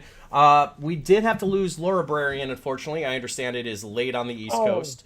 Yeah, it is. It is. But it was great to see you, Laura Brary, and I'm glad that you showed up, and I'm really happy that you brought your expertise with you. And the good news is the last 3 rounds do not have particularly complicated puzzly elements to them, to the best of my recollection. Number 3 is up on screen one more time. Sir Crozen Fox really wants to see me drink from a radiator. Again, as a joke answer, I'm not doing that. And running out of time on number 3, moving to 4 in 3, 2, 1. 15 answers currently in, by the way, and once we close this, we'll move right into number 6. Yes. And moving on in 5, 4, 3, 2, 1. Slide number 5 is up. If you'll allow me enough time to take the voting one, and I will go grab it from my fridge once the vote is done. Oh, sure. Yeah. 5 more seconds on this one. 3, 2, 1. Your last crack at number 6 is up on screen. That is, for the record, Matt, something I have noticed in a round where you present all the questions and then people submit the answers one round at a time. A recap is almost mandatory. Yeah, that's true. It is what it is. 5 seconds more on this. 3, 2, 1. Here's number 7 for your last looks.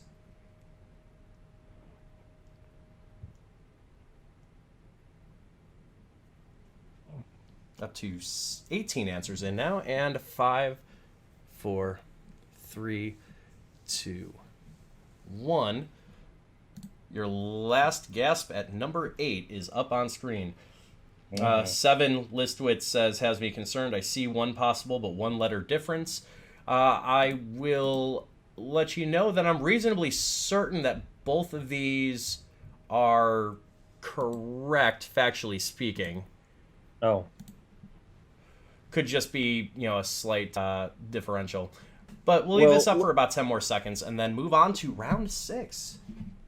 Listwitz, if number 7 is the one that I'm thinking of, yes, there are, I think, 2 separate goddesses with very similar names that differ by one letter. I'm looking for one of them. Chaz says, I just really need to see 8 again. This is 8, Chaz. And tell you what, because I'm really kind, as we give you 2 minutes to submit before we close this round and move on to number 6, because we have to do that, I'll leave this one up. Okay. I will leave it up in my generosity and benevolence as a trivia dad. And your infinite wisdom? Oh, no, there's no wisdom. It's benevolence. Well, it's still infinite. But, Matt, you've got 2 minutes to grab that beverage. It seems like number 1 had the plurality, I would say. Yay! Okay, I'm really liking that one. The pineapple passion fruit from Schilling. They do really good stuff. And they have really nice venues. It is actually a venue for the Schilling Cider House. Was one of the places that does Bridgetown trivia around here too. Nice place. Really nice place. So I'm going to go grab that really quick, and I'm going to come right back. Hey, you have about a minute and a half before I have to start vamping for you, and I'm happy to. Oh, only a minute and a half. I got to rush here. Okay, I'll be right back. Okay. All right, so, whoa. His camera did a weird. Need to send you some Pawpaw cider. I am about good ciders, Fox. If you have some handy, I'm certainly not opposed to it. It turns out that if you don't tell anybody at the post office, you can ship me rum in a flask. A thing I learned. You guys have 1 minute before I close this form. If you are set up, I'm about to open the form for round 6. I haven't done it yet as of the moment this sentence is being finished, but it is now. So if you are submitted for round 5, go ahead and get the round 6 form up. There should be a little bit of a clue as to what's going on in round 6 when you read that in detail. As I come back, I'll do the grading for round 5 as he's presenting round 6. And once round 6 is done, of course, we'll give you that recap. But again, I can drop that link in chat if you guys want to see where things are standing at any specific point.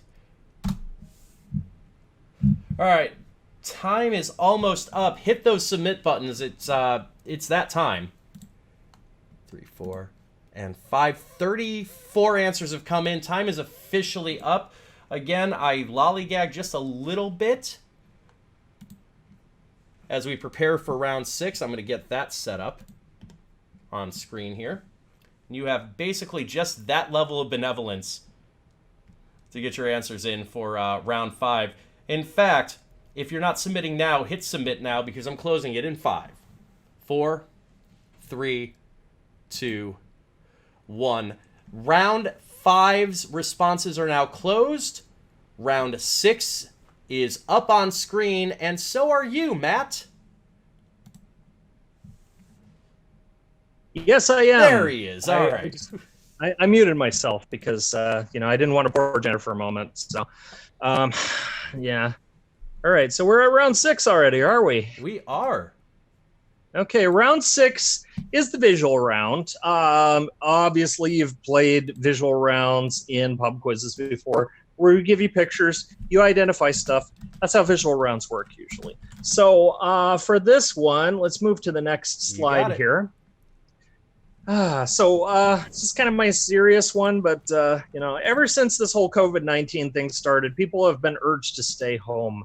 As a result, streets around the world have looked relatively empty when they were once filled with locals and tourists.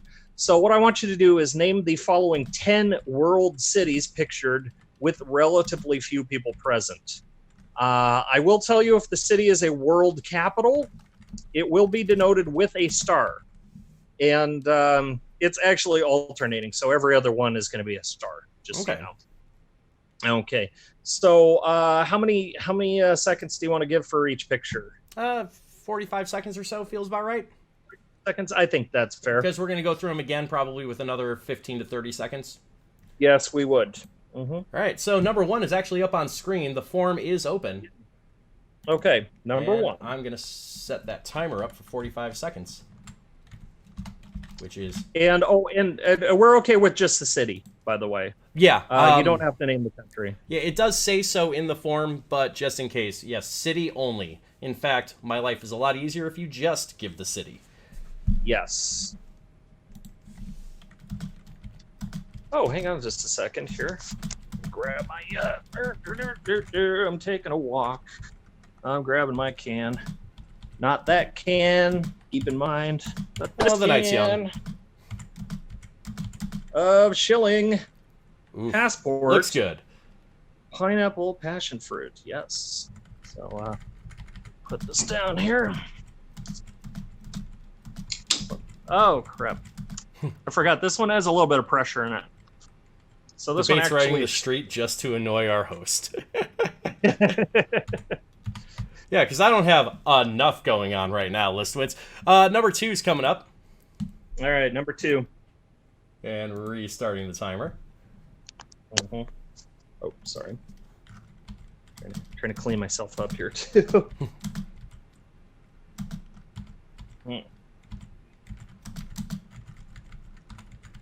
How is it? That is good. Oh, it is so good. You can really taste the passion fruit. That's the thing about it. As long as you're passionate about it, that's the important thing. I am totally passionate about it. And totally pineapple about it, too. All right, so I think I've marked all the answers that need marking in round 5. Now it's just to assign 1 or 2 points per response. All the fun I get to do as you guys tick down on number 2 here. I believe there's 8, correct? Or are there 10 in this round? I forget. There are 10. There are 10. There's okay. 10. Number 3 is up on screen. Yeah, it's 1 point per 10 points max, probably. Okay.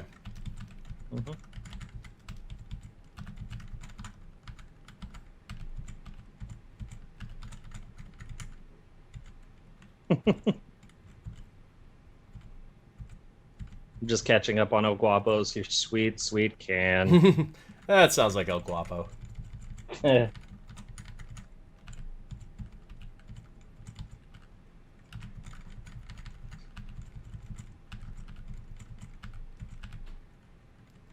make you feel so fine, according to Sir Crimson. Yes. Okay, and time is up on your first peek at number 3. Number 4 is up on screen. All right.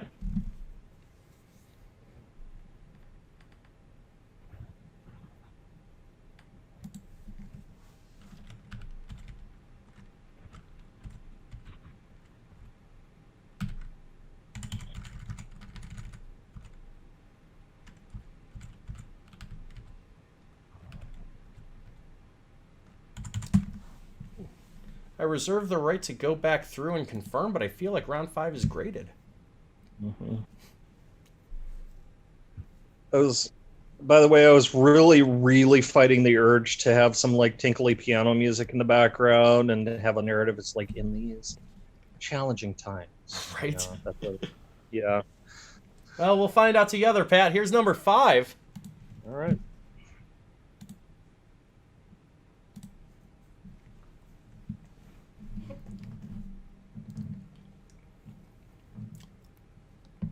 Good news. After this round, do you mind if I spoil just a brief number, Matt?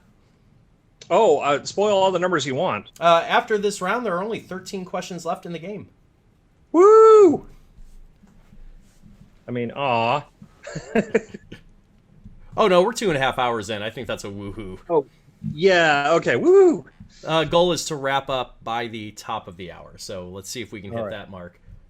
I think so. I think we can. I mean, I'm here for the duration, but I know it's a big ask, especially for people in later time zones than me. Oh, yeah. Well, especially anybody. Did we get anybody playing from UK or anything on no better social distancing or anything like that? Nobody to my knowledge. As we move well. forward to number 6. Mm-hmm. I did just get a whisper. Well, I don't know how.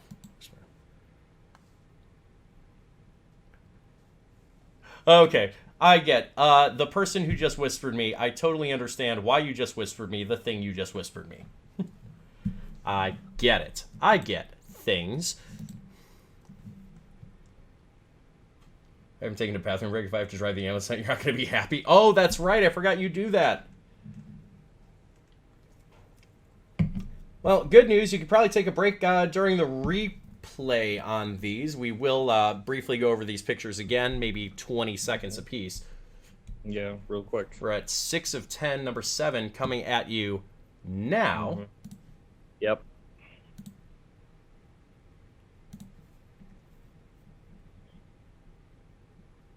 Yeah, everyone has to behave in the world for DJ, so DJ can just, like, pee, man. Thought that was like a DJ name as DJ P Man or something. It probably is somewhere. Yeah. I have been surprised by less. They do hold the number 1 spot on the dance charts. I see what you did there, sir. DJ hasn't been able to host trivia since February. I get that. That's why I'm here 9 streams a week. In fact, for those of you who haven't been here before, I'm here. And sometimes I do my own work. 9 streams a week. Schedule is there in chat. Here is picture number 8. Yes. Craig says, I am weirdly confident in at least a couple answers so far I probably shouldn't be confident in. Mm-hmm. I mean, if an image hits you, an image hits you, you know? Right.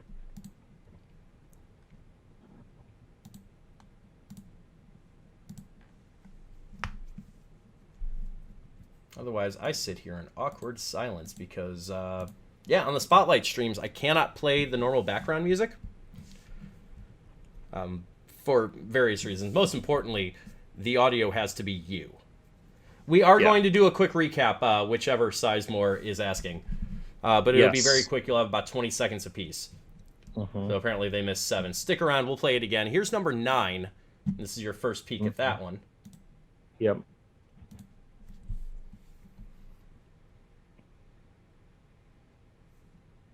Actually, it occurs to me I should talk about our upcoming Spotlight hosts, Matt, because I have the next 3 scheduled and ready to go. Next Tuesday night, 8 p.m. Central. As always, we're going to be bringing in our friend Jim Norton from Trivia Hubbub. Might have seen his work on Facebook in a couple different groups and trivia sheets of information and whatnot. I've been sitting on this game for a couple weeks. He was actually supposed to be our host a couple weeks ago, and I went and got a tattoo that day that y'all subsidized. So thank you for that. So we moved him to next Wednesday, or Tuesday, excuse me. I'll talk more once we show the 10th picture in just a few seconds. And here is your 10th and final image. And there's your timer. Following that, so this will be the first Tuesday in August, we are going to have, from the UK, Mr. Addy Lewis is going to be our special guest host. You got a bit. Addy, go Addy. I know. I've been trying to put this together with Addy for, I kid you not, 4 months. But my stream starts at 2 a.m. Scotland time. Whew. So we talked for a while about switching 2 of my streams for a week so that he could get in an afternoon in the U.S. and an evening in the U.K. But he's going on a scheduled work hiatus at the beginning of August. So the opportunity presented itself, and we're going to get him in. I've wanted him in here for so very long. Sure. All right, this is your last moments with number 10. I'm going to take the timer off, and then we're going to go back to number 1, and I'm just going to keep these up for about 15 to 20 seconds. I'm going to kind of wing it. Just make sure that you get enough to internalize what it is.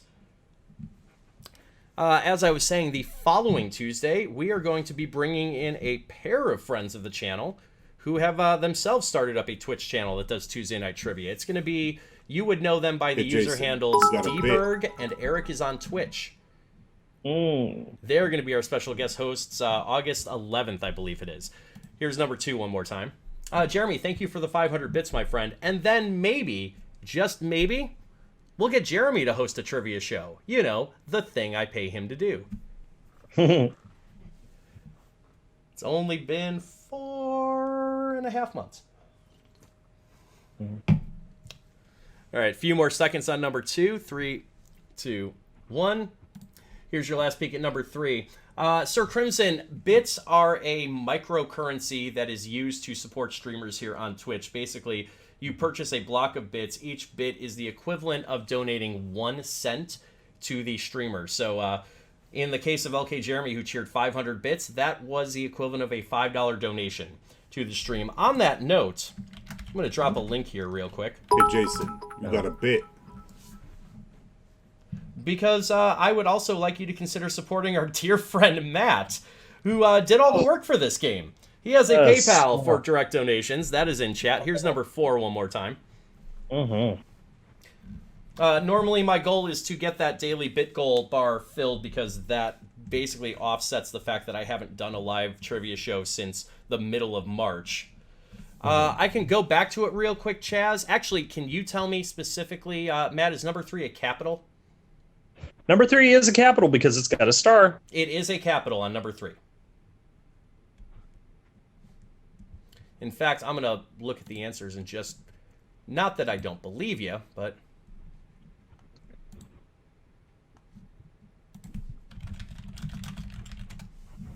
Yeah, okay. Yeah, that stands to reason. Here's number 5. Okay. Hey, Jason, you got a bit. Oh, Hula, thank you for the 100 bits there, my dude. You'll have about 10 more seconds at a peek on this.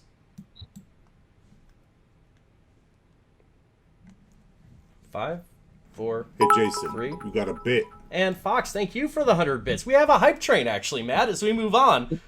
What? Your last look at number 6. I know, right? There's a hype train? Yeah, hype I've train never is... had a hype train for anything. Really? I mean, I stand by the train tracks every day, and there is no hype train that goes by. And now, this time, we get a hype train. This is so cool. Matt, if I were in the Pacific Northwest, I bit. would train all the hype on you. Or hype all the trains. I'm not sure which part is the verb and which is the adjective in there. You'd train all the trains on me, and then they would just like... And I'd be hyped as such. Glassman, thank you for the 100 bits as well. Here's number 7, last peek. Hey, Jason, you got a bit. If you watch ASDF movies, I like trains. There you go. Cam, thank you for the 200 bits. We are, we're halfway through a first level hype train. You guys are still hanging in with me. Matt, would you believe we still have 93 viewers? What? That's insane. I didn't scare anybody off? Nope. 5 seconds, and then number 8 is going to come up. 3, 2, 1.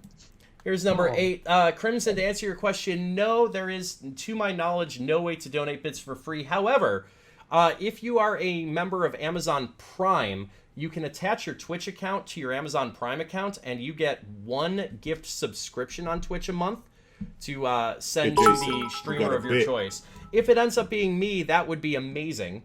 Oh, there is? You can watch ads? I did not know this. Jeremy, I've been on this platform for over 4 months, and now you're telling me that you can watch ads to get bits? All right. Oh.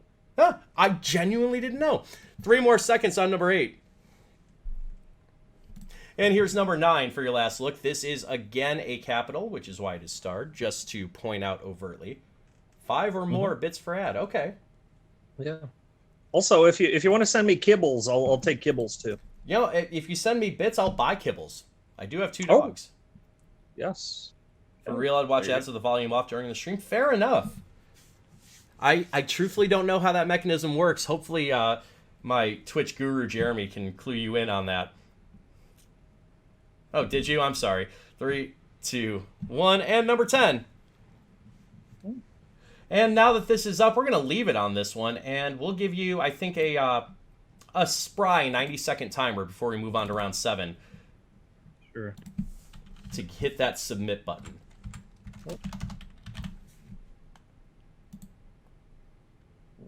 Sorry if I froze up for a second. Let me. You did. That's okay. We can hear you. That's the important thing. Well, yeah, it's one of those where I move off the screen and it freezes because Right. that's a Zoom thing. Where do you go to watch ads for bits? I truthfully don't know. Hopefully Jeremy pipes in with all the magical answers here. If you guys need to see a slide one more time very quickly in the next minute, just call out a number in chat and I'll show it to you. But I won't unless you tell me, and if somebody else tells me, I will switch. You just assumed I was tipsy? Jeremy, how do people watch ads for bits on Twitch? Like, what is the mechanism by which that happens? Where would they go, etc., etc.? Is that 2 and 7, El Guapo, or is that 27?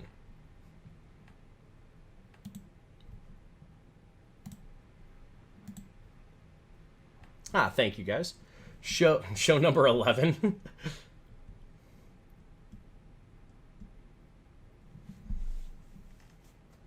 Yeah, these do not go to 11. When am I going to eat hot sauce? When hot sauce is delivered to me, Murphy, which hasn't happened yet.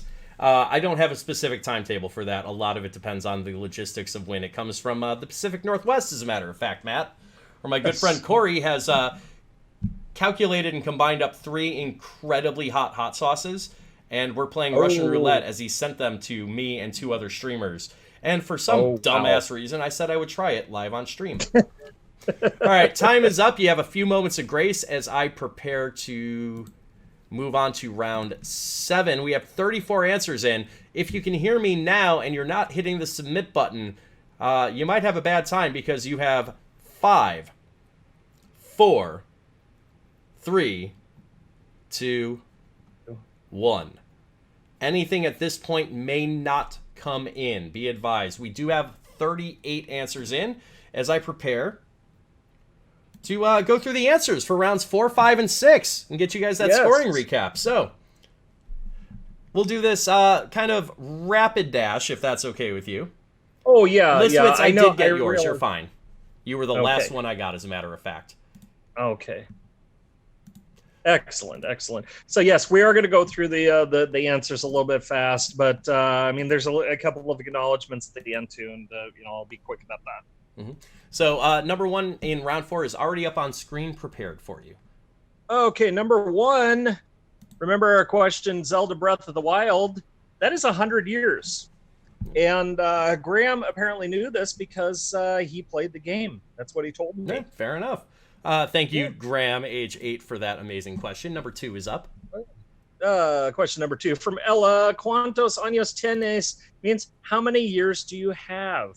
Now, remind me, what was the key word that they had to have in this answer for credit? Is have. Okay. Tienes means to have. It did have to say have specifically. You got a bit. Excellent. Joe, thank you for those. How many years do you have? Ella likes to joke and say, how many years do you have left? That's not what it means. So. El Guapo pointing out that without the tilde, it means how many anuses do you have? Oh, yes. Which is why the tilde I left the tilde was key. Yes, exactly. All right, number 3 is up from Augie.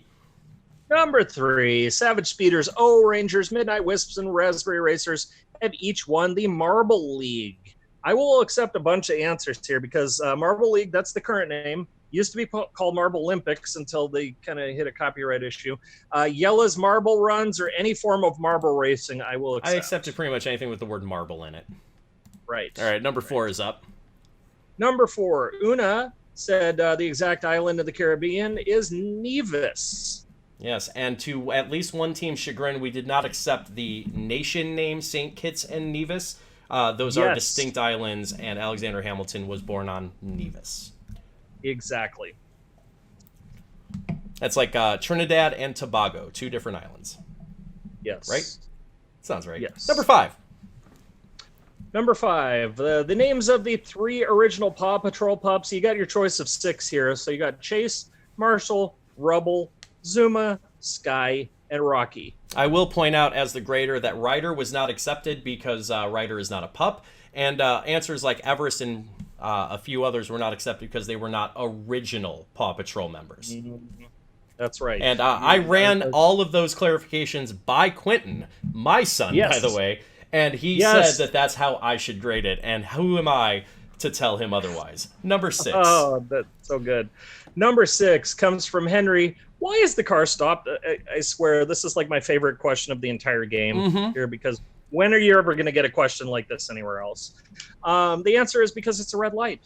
More people got this than I feared. Ooh. Yeah. We did not accept stop sign. We did not accept brakes. Yep. Or some more esoteric answers than that. Number 7 is up. Number 7. Josuke's stance name is Shining Diamond. The Japanese original version, I think, is Crazy Diamond. So they've got a lot of throwbacks to like 70s era rock music. So a lot of Pink Floyd, a lot of stuff. Yeah, I've heard of JoJo's Bizarre Adventure, but I haven't had opportunity to watch it. Number 8, my favorite picture question.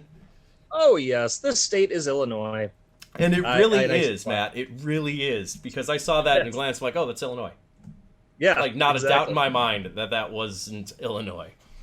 Yeah, I ran this by my daughter, and she was saying, "Is that Florida?" And I'm like, "No, it's not Florida."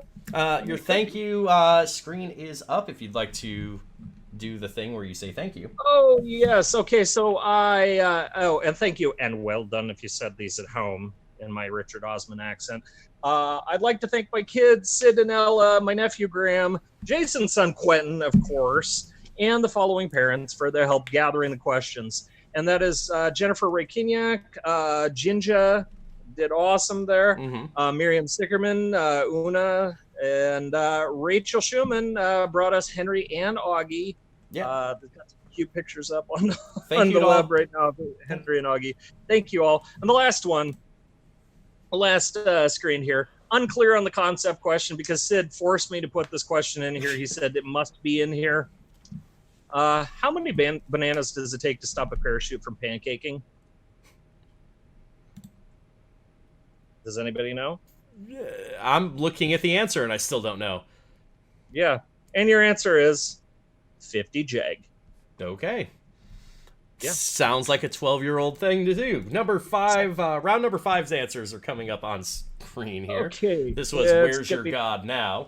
Where's Your God Now? So round number 5, I'm bringing it up right now. The answer, so we're going into the first one.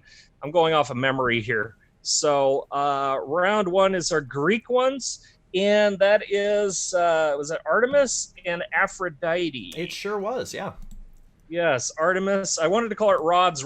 This is Garage, but I don't know if that would have worked. Artemis and Aphrodite in Smart Emissions and Graph Rod, it eventually displays trends. Moving on to number 2, Mars and Neptune.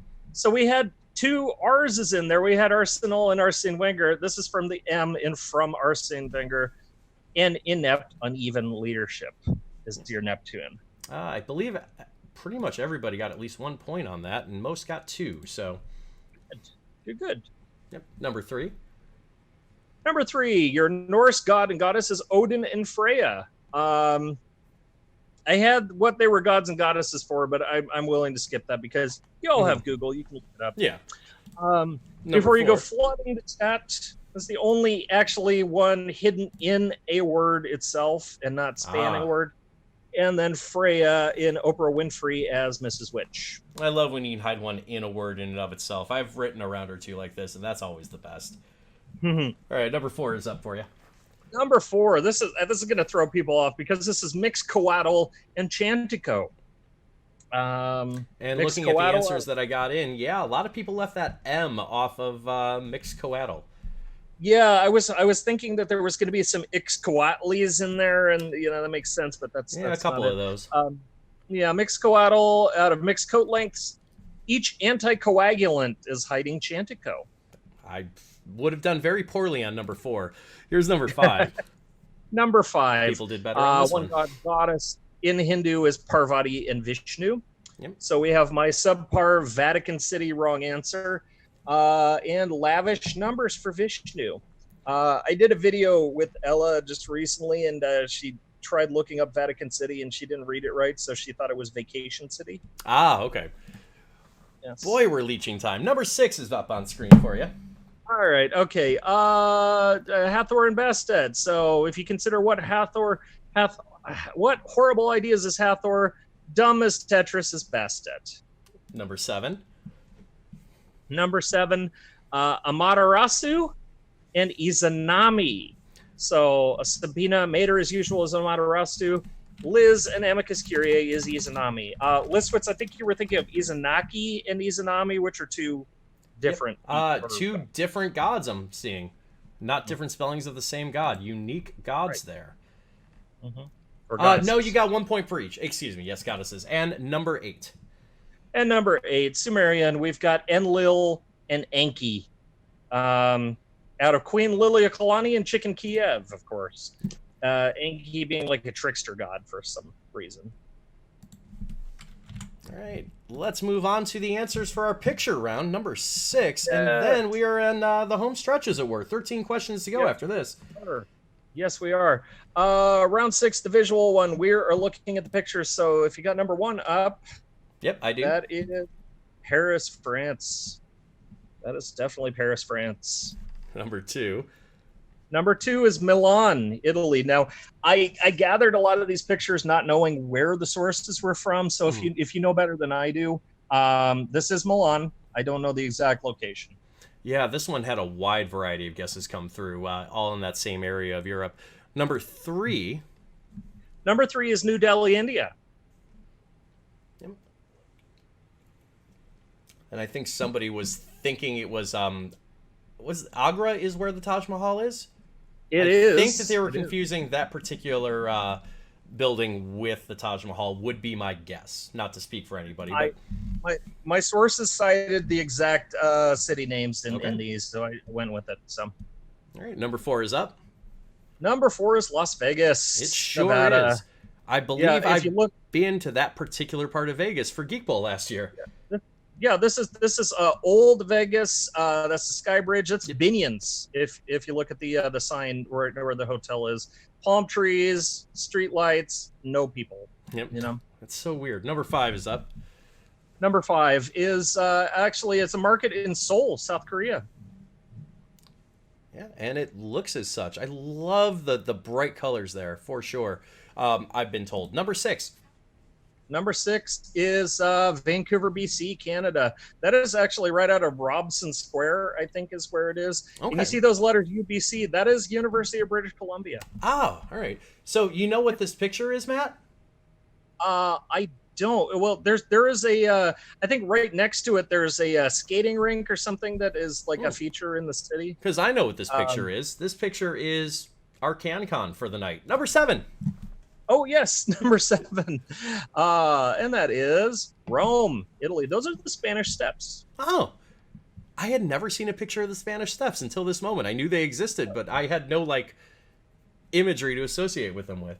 And you've probably never seen them with no people on them because it's usually packed. So, I mean, yeah. Number 8 is up. Let me see while you're reading this. Yes. Go Number ahead. 8 is Mecca, Saudi Arabia. That is, I think, the Kaaba in the middle. Okay. And number 9 is coming through. Number 9, I have a specialized one here. This is Tallinn, Estonia. This is your Estocon for the game. If you zoom in, and if you're able to zoom in really close on the number 9, just above that little arch. It's the thing about that city is it's all old town, it's all castles and everything. But if you look through the arch, there's a McDonald's right through that arch. Yeah, you can see kind of part of the McDonald's logo if you look really close. Yep. And number 10.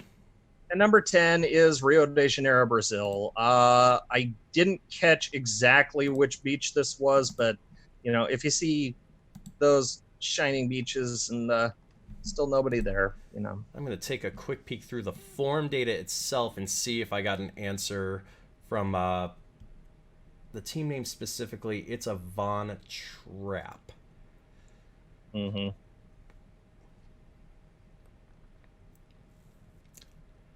Yeah, there it is right there. Not have a response from a team name that looks like it's a Von Trapp in here, unfortunately.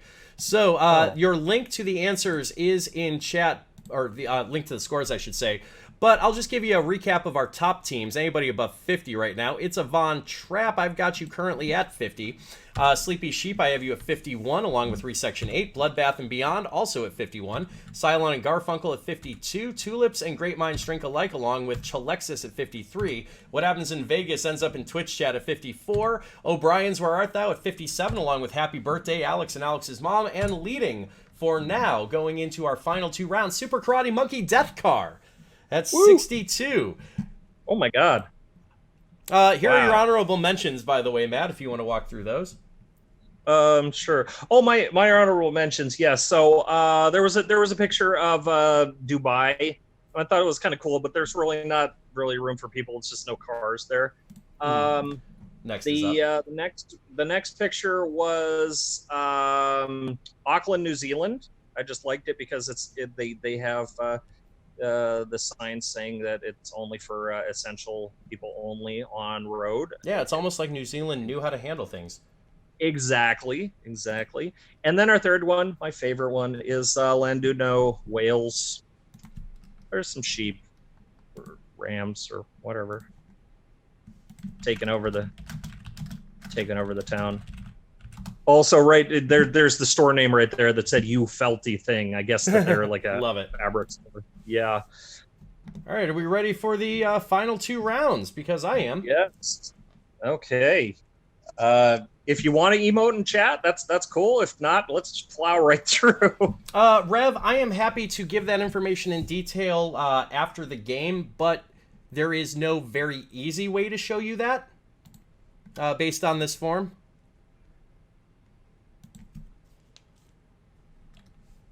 In that event, round 7 is up. Okay. All right. We're going into round 7. This is called the medium-sized quiz of the lockdown. Yay! This is inspired by the Channel 4 Big Fat Quiz of the Year series. Now, you probably, if you played last week's game, we had some Big Fat Quiz of the Year content in here, and that was completely coincidental. Completely coincidental at this point. So the show is basically they've done about 10 years worth of stuff on YouTube. You can go check it out. It's a panel show. It's in pub quiz style. Jimmy Carr hosts. And Jimmy Carr also did on YouTube a series called The Little Tiny Quiz of the Lockdown, which is 10 questions per day for about 5 weeks, and then he got tired of it. So I decided to go medium and call it the medium-sized quiz of the lockdown. On the show, it's basically a year wrap-up format. It's usually at the end of the year, right after Christmas, so it's a retrospective type thing. The format doesn't vary much, 5 questions per round, but there are some recurring segments, and they get celebrities to read pre-recorded questions on the air. Now, only here, just like last week, we're not doing any Jon Snow material. I know you love that, but that's not part of my game. So I did cover a lot of the other recurring material that is used on the show, as you're about to see. Okay. So we're going to the next slide. Yep, there it is. Yeah. All right. So our theme for this entire round is news stories of January and February 2020. These are all things that happened during the quote-unquote before times, which now seems like forever ago, but it was in the same year as this year, so it actually happened. So I'm going to give you some questions, 5 questions, some in multiple parts. Each part has 1 point. So if we're ready to start things off. If you are. Yeah, I got a few semi-famous people to help read some of the questions here. So here's a little bit with us. We've got celebrities. Yeah, and there's some good people that got here. So here's a little bit of audio from a game show host and his or game show historian and announcer. Now you might remember our next question reader as the announcer on a number of 1990s game shows, including Hollywood Showdown, Trivial Pursuit, and also the 2000 version of a little show called Supermarket Sweep. So, ladies and gentlemen, I got Randy West. So let's play the audio. Matt, and hello to everybody playing trivia today. I've got a question that's perfect for folks like us. You know, you and me, like game show aficionados. At least I try to consider myself one. I mean, I was a contestant on 9 shows in the 1980s, and then behind the microphone for games since the 1990s. So, here we go with your question. Remember all the way back to January 2020, when the U.S. was captivated by the primetime tournament Jeopardy, the greatest of all time. You know, the one where Ken Jennings, Brad Rutter, and James Holzhauer played against each other. Let's talk about the money. Before the tournament started, Brad Rutter was the American record holder for total money earnings combined from any U.S. game shows, and Ken Jennings was in second place. But after the tournament ended on January 14th, those positions were switched. Ken now had first place and Brad was in second. Well, here's what we want to know. As of January 14th, within $20,000 either way, how much more combined has Ken won than Brad? Now keep in mind, both have been on other shows besides Jeopardy. So again, within $20,000 either way, how much more combined has Ken won than Brad? Good luck. That was an amazing read. Tip of the fez, as it were. So yeah, absolutely. So let's go to the next slide here. It's kind of a recap. Yep, so, it is already up. Yeah, so for 1 point, the recap is Brad Rutter was the all-time money winnings record holder for U.S. game shows combined. And Ken Jennings was number 2. And then after the tournament, now Ken is number 1 and Brad is number 2. So within $20,000 either way, how much more now has Ken won than Brad? And he did clarify in the audio question, this does take other U.S. game show appearances and wins into consideration. This is not strictly their Jeopardy amounts. Right. You're very welcome. We'll give you guys a few more moments to ruminate on this, and we'll give you a recap of this slide, but probably not the audio for time reasons. Right. As we move on to question 2. All right, question number 2. We kicked off January 1st, 2020 with Public Domain Day, where works of 1924 now enter the U.S. public domain. For 1 point each, I'll show you 3 covers and or posters of works that recently entered public domain from 1924. The covers have been subtly improved by your host, just to answer each question. Now note, some of the cover art that you're going to see is from later than 1924. We just want the works. Yep. The titles have been subtly improved, according to Matt. But this is images, and here's the first one. Yep. And if you can't see, the prompt is starring which actor/director? Yes. Which starring actor/director are we looking for here? Oh, hey, Vaki. Wow, you are really delayed. I put that up like 15 seconds ago. I am delayed, yes. Yikes. No wonder you have an interesting... I understand our lingo experiences now on Fridays, Matt. Yes. Quite a bit of delay there. Mm-hmm. So this will be up for about 10 more seconds, then we'll show you the second part of this question. Right. In 5, 4, 3, 2, 1. And this time around, we are looking for the title of the musical composition. Yes. There should be enough hints there.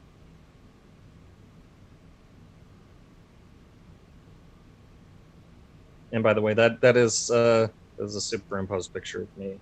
They do this on the actual show where Jimmy Carr's face is superimposed over. Oh, I hadn't even caught that. Yeah. Yep. I know it looks weird, but yeah. 1 round to go. Those of you who are still hanging with us, I promise we did not intend for this to go long, but Matt wrote a hell of a game, and I do not want to remove any of the parts. As we move on to the third image in 3, 2, 1. Yes. What book title? DJ Von Victor has apparently read an article on what went into public domain this year. Good call. Mm-hmm.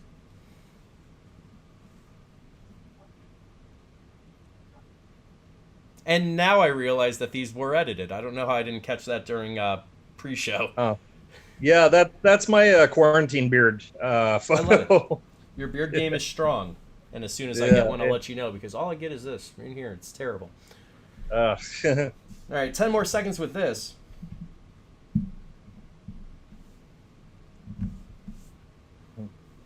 3, 2, 1, and let's move on to question 3 in the medium-sized quiz of the lockdown.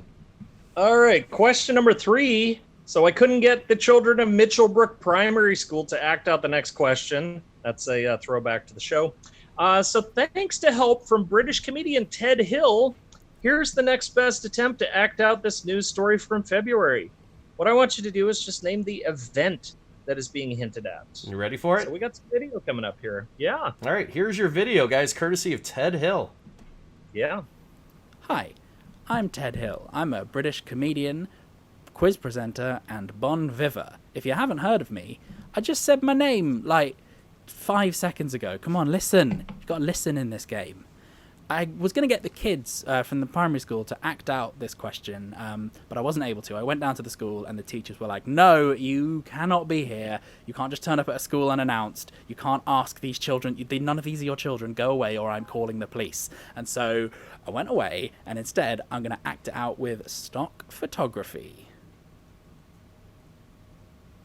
I'm in charge of this election, and I will provide the computer services. I want to vote, and we want to vote, and I certainly want to vote. I want to vote, and I'm a barn, but I'm not telling you who I'm voting for. I'm not allowed to vote because I'm a felon. What did I do? It's between me and the horse. I can't tell you.